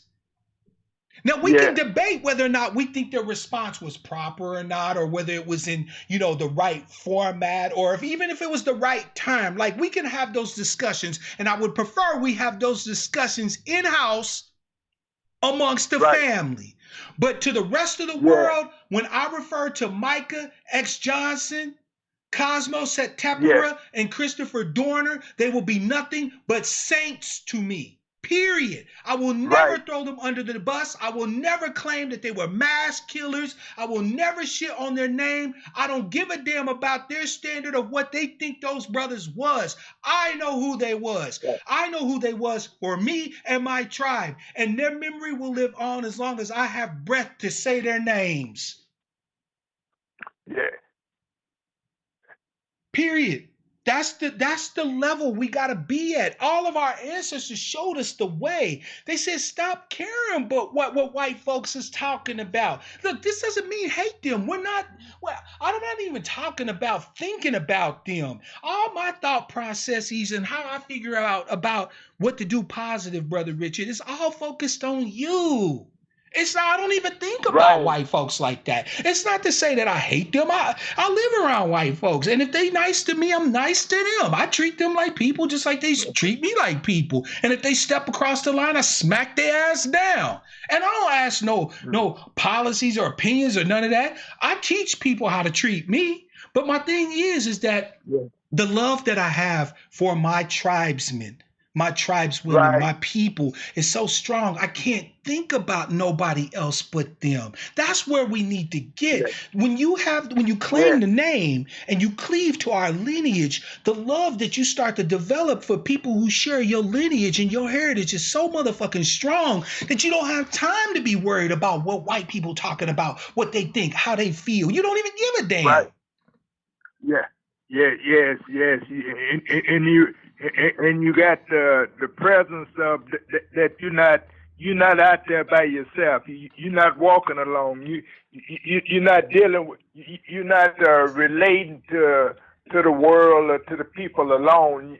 That you got that what affects you affects me, and what affects me affects you. You got that sense of presence with you, and that's power in itself. My ancestors gave us that. Courage. Brother Elder, our ancestors, that's our birthright. Our ancestors died to give us that. Our ancestors are our connection to each other. I don't need to manufacture that connection. All I need to do is just accept that connection is there. And guess what? Like a light switch, grace, love, respect, desire for growth, passion for protecting of my tribe comes with that. This is the craziest thing that I don't even think that Sister Yvette and Antonio really realized the genie they let out of the bottle with claim the name. I don't really think they understand the power that really truly holds, because once you claim the name and you give your ancestors second life, right? When I speak, brother, to you, when I speak the love to you, the passion to you, the fire to you, that ain't coming necessarily from your man, Mark Black. That's coming from the voice of our people speaking through me. So when you drop them gems for us, that's not just you, Brother Richard. That's your ancestors. That's your grandfather and your grandfather's grandfather and his grandfather. I feel that energy coming through you, and it fires me up.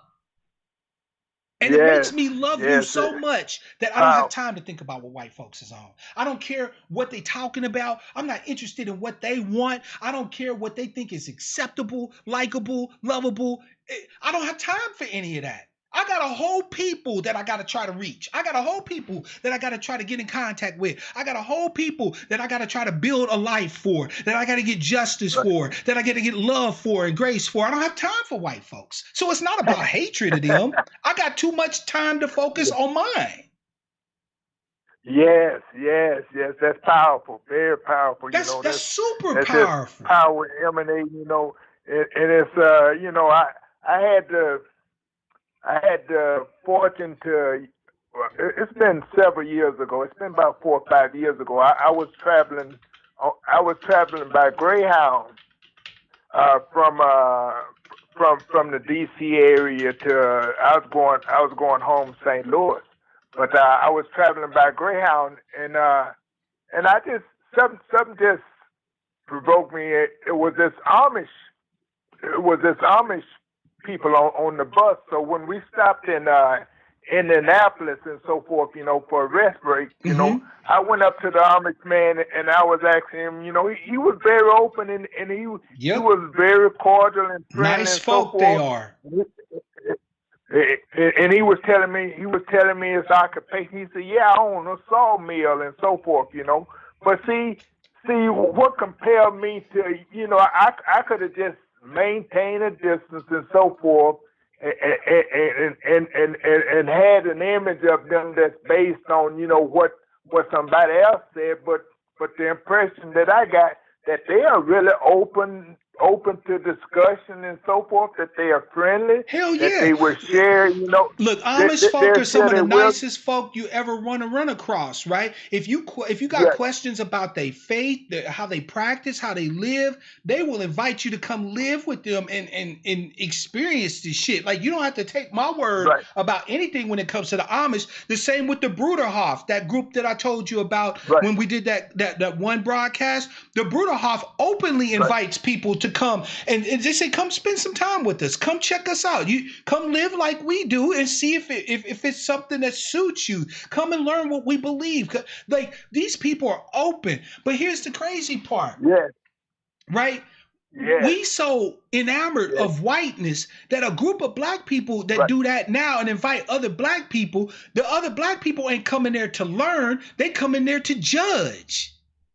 They come in there to see how they can figure out how the white folks is gonna deal with you niggas. And that's because we've made them so much the standard for everything that we do, that even if we do this, and we should and we will, right, we're going to have to be careful of our own people at first, who are going to be looking for ways to see us sabotage and can say, see, them niggas was trying to be, hippie niggas, and now look at what happened to them. You see what I'm saying? Right? So Brother Richard, the thing is, fam, is that as always, you and I are on the same sheet of music. We both understand that the power that we have to do this is never going to derive from us as individuals. I cannot, your brother Mark Black, I'm not ashamed to tell you, I cannot do this on my own. I need you and you need me. And we are the saviors that we've been waiting for. Right?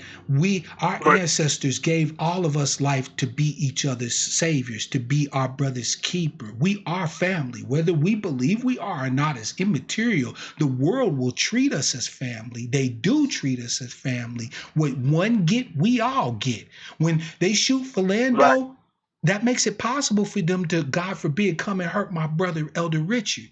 Right? So they already made it clear that what one get, we all get. So when they see one of us, they need to see all of us every single time. Not one time, not 3 times, all of us. Every time. Yes, just like those protesters, did in Michigan with the guns and so forth. They went to the Capitol and the governor was hid out in the Capitol and so forth. When one of our brothers is gunned down like Philando Castile was, we need to be there doing the same shit. We need to have our people out there with their weapons and so forth, letting them know that we're not going for no. We're not just going for you just slapping this cop on the wrist and and letting him go free and just getting him just letting him go free and so forth. We need to make a statement just like they making a statement. Oh in yeah, Michigan. you remember they did a protest off in front of the governor's house. We can't do that, right? Her address is somehow off limits to niggas? No, it's not off limits. That's what I thought.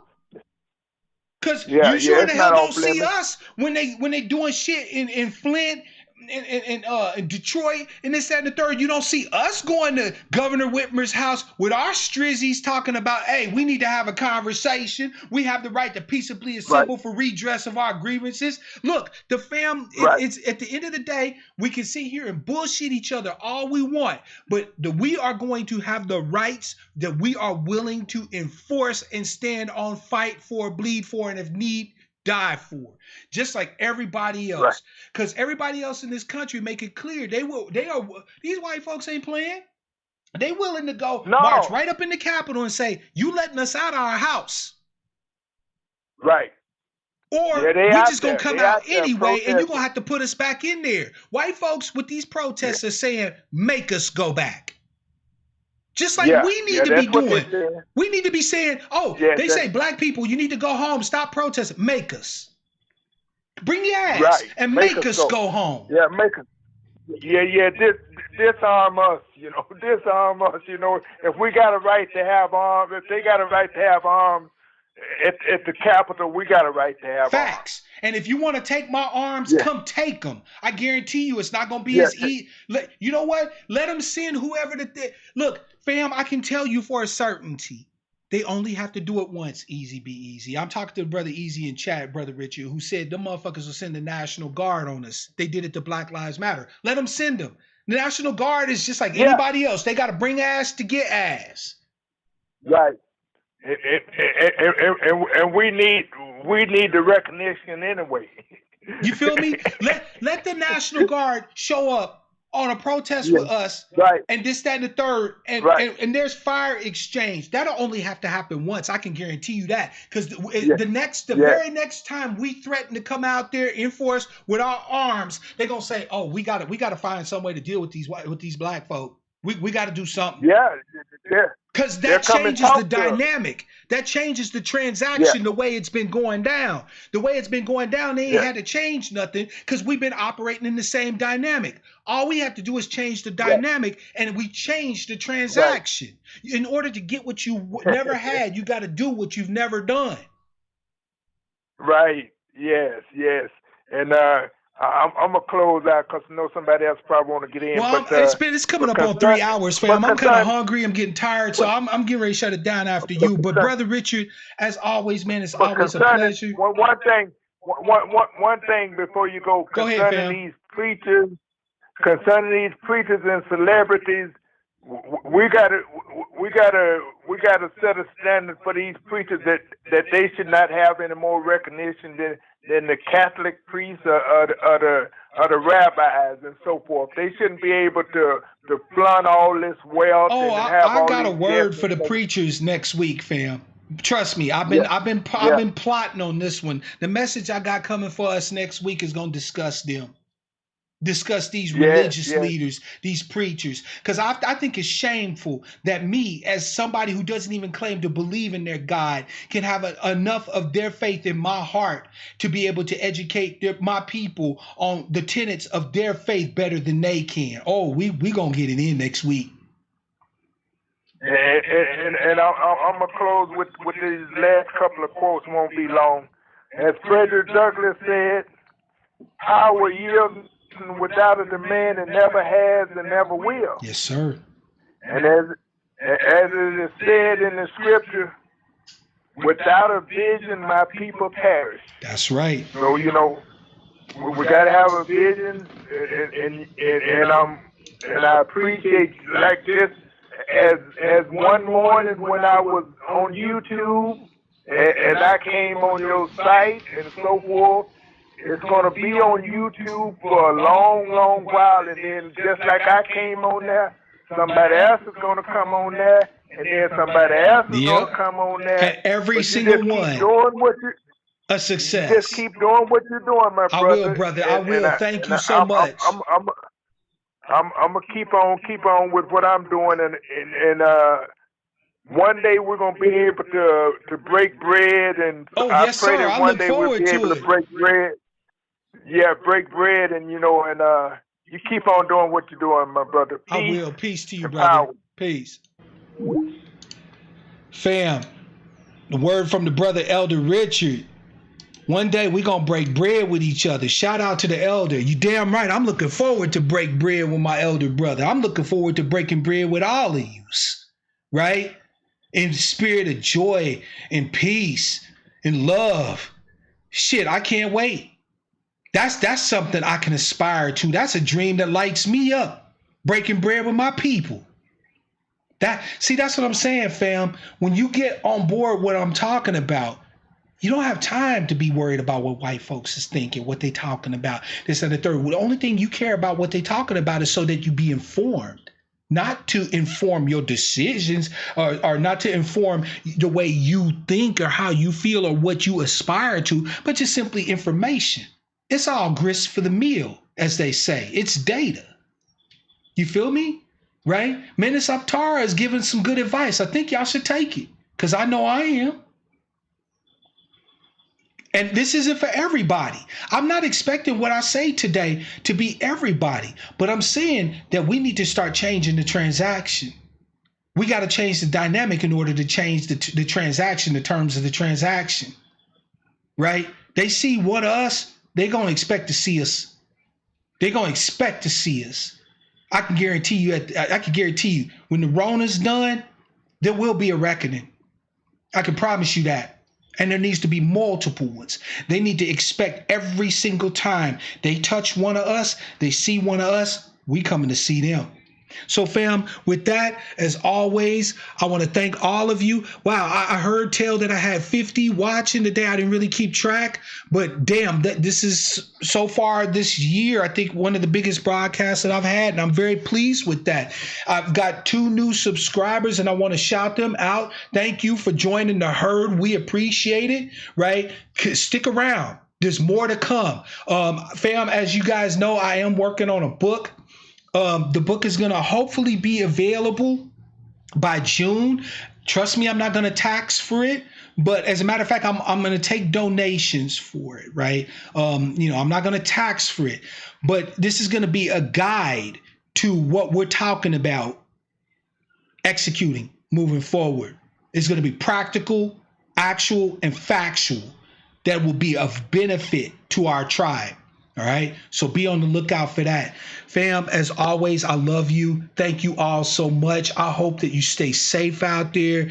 Again, my condolences to my brother Double C for the loss in his family. I hope that the rest of his family are able to find a healing to make their way on the other side of the Rona, right? For those of you who have lost jobs, my heart is with you, right? Struggle is sometimes a part of life, but understand that bad times don't last, good times don't last, only our lives do. And when they end, right? So reach out to somebody to keep your spirits high, to keep yourself motivated, to keep you desirous of wanting to aspire to better for yourself, better for your community, better for your family, and ultimately better for your tribe, because we still need you, right?